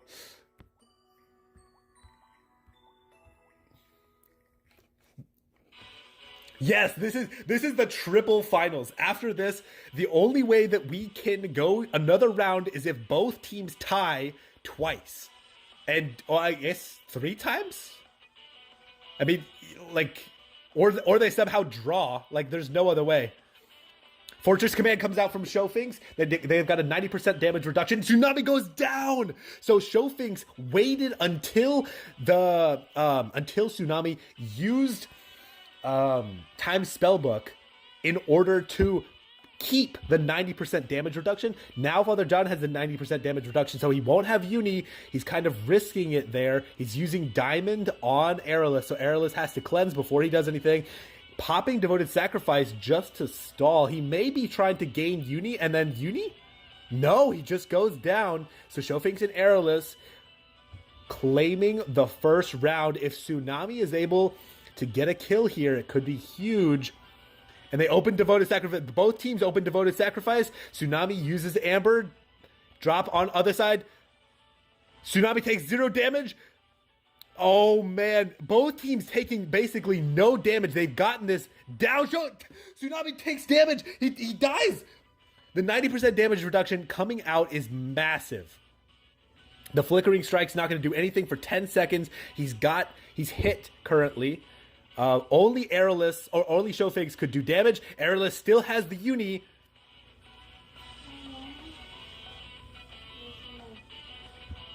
Yeah, they want to use the Pandora. They want the enemy team to use the Pandora and then try to win the next round. So we're going to a third round with no unis. The question is, will Father John be able to survive? He has to catch the... Oh, he kills Showfigs! Showfigs goes down with no Devoted Sacrifice. Soon. This is the last match of the last match of the last match. Immaculate Blade comes out. Aerolus is still alive. Flickering Strike lands and Aerolus goes down. Father John 2v1s again. Yeah, no unis. No unis. This is coming down to the wire. Miserable Disaster followed by the Time Spellbook. Miserable Disaster again. Going all in on Tsunami. Tsunami is taking so much damage. Fortress Command. Fortress Command, full HP on Tsunami. He's not going to take any damage. Time Spellbook again. No damage. Flickering Boost. Oh my goodness. Showfix goes down. Devoted Sacrifice was too slow. Showfix goes down. Aerolus stands alone. I don't think Aerolus can do it. If he pops it. Oh my gosh. Aerolus kills Tsunami. But Father John claps back. Wow. Yeah, Father John deserves the absolute MVP. Oh my goodness. Let's so here. Let's go into dual room 30 again. Or we'll go into dual room 69 because it's funny. And we'll take pictures. The winners of our first ever here, Pirate, hop in here too as a co-caster. Let's take pictures with the aura farming Tsunami and Father John, the victors of our first ever PvP tournament. Holy smokes! And was it a banger? An absolute banger. Yeah. We'll stand off to the side.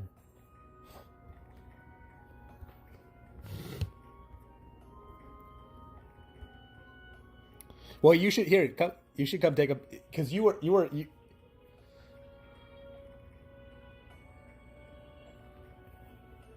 Oh, I can't. No, I wouldn't be able to. Yeah, I wouldn't be able to hear because I can't stream. I guess.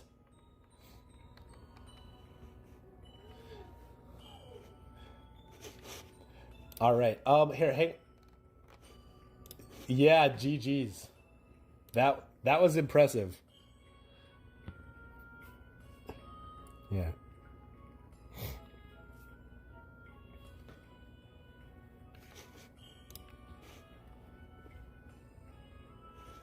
Okay. Yeah, an incredible match. Yeah, GG's all around. I know you guys on stream can't hear, but yeah. If you guys want to say anything, I can try and forward it on to the people on YouTube.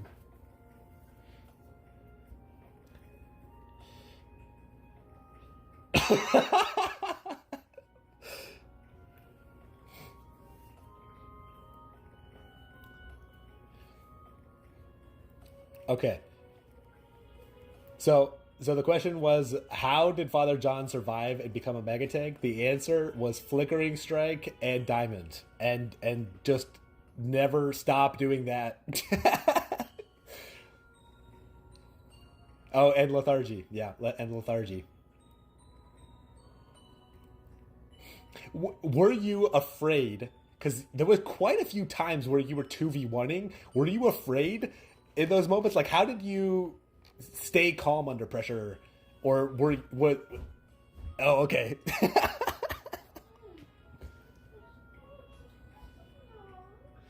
All right. So the answer.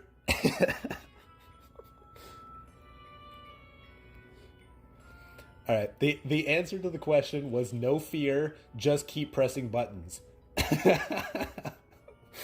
that that's pretty baller. Now I have to ask, Showfinks and Airless, why did you stay as like without a rook in the first, like after you had lost the first match of the finals, like before we did the bracket reset? What was your thinking as to why you didn't change to rook? Because it seemed like rook was really powerful.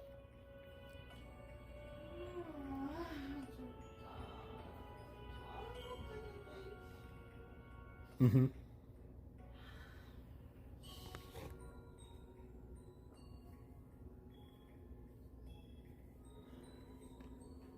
Gotcha. So your strategy was just all kill. Fair enough. Fair enough. Alrighty. Do you have any other questions, Pirate, or do you guys want to say anything?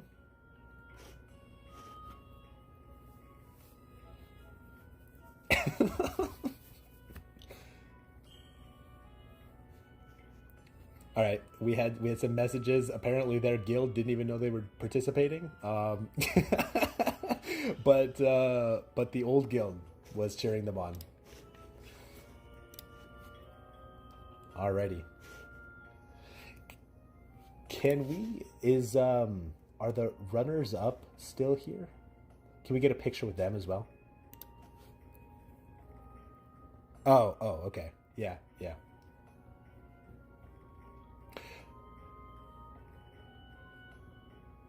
Uh-huh.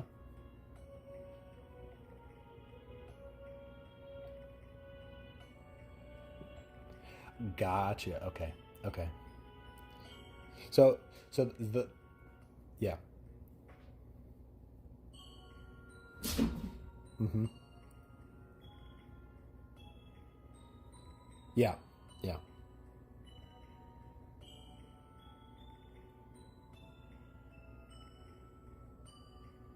Yeah. I mean, sometimes it happens. Yeah. Yeah. So she was answering.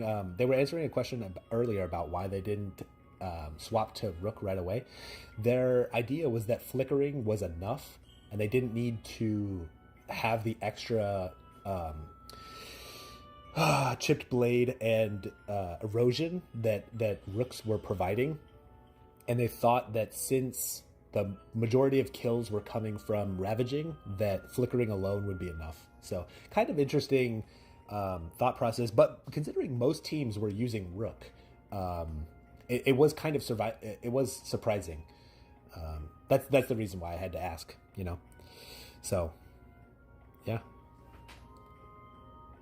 Any last minute things? If not, I'm gonna wrap it up, and then I'll take a picture after D War. No? All right. I wanted to say Mage Rook all the way. That's right. They didn't even change. That is pretty ballsy. Yep. Well, I wanted to say thank you to all the teams who came out. Thank you so much to Pirate. Shout out to Pirate.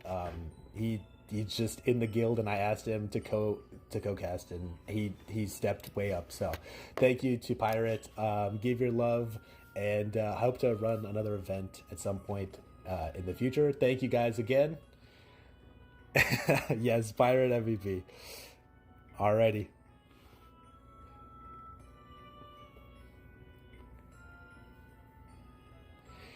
Pirate said thank you, and it was a lot of fun.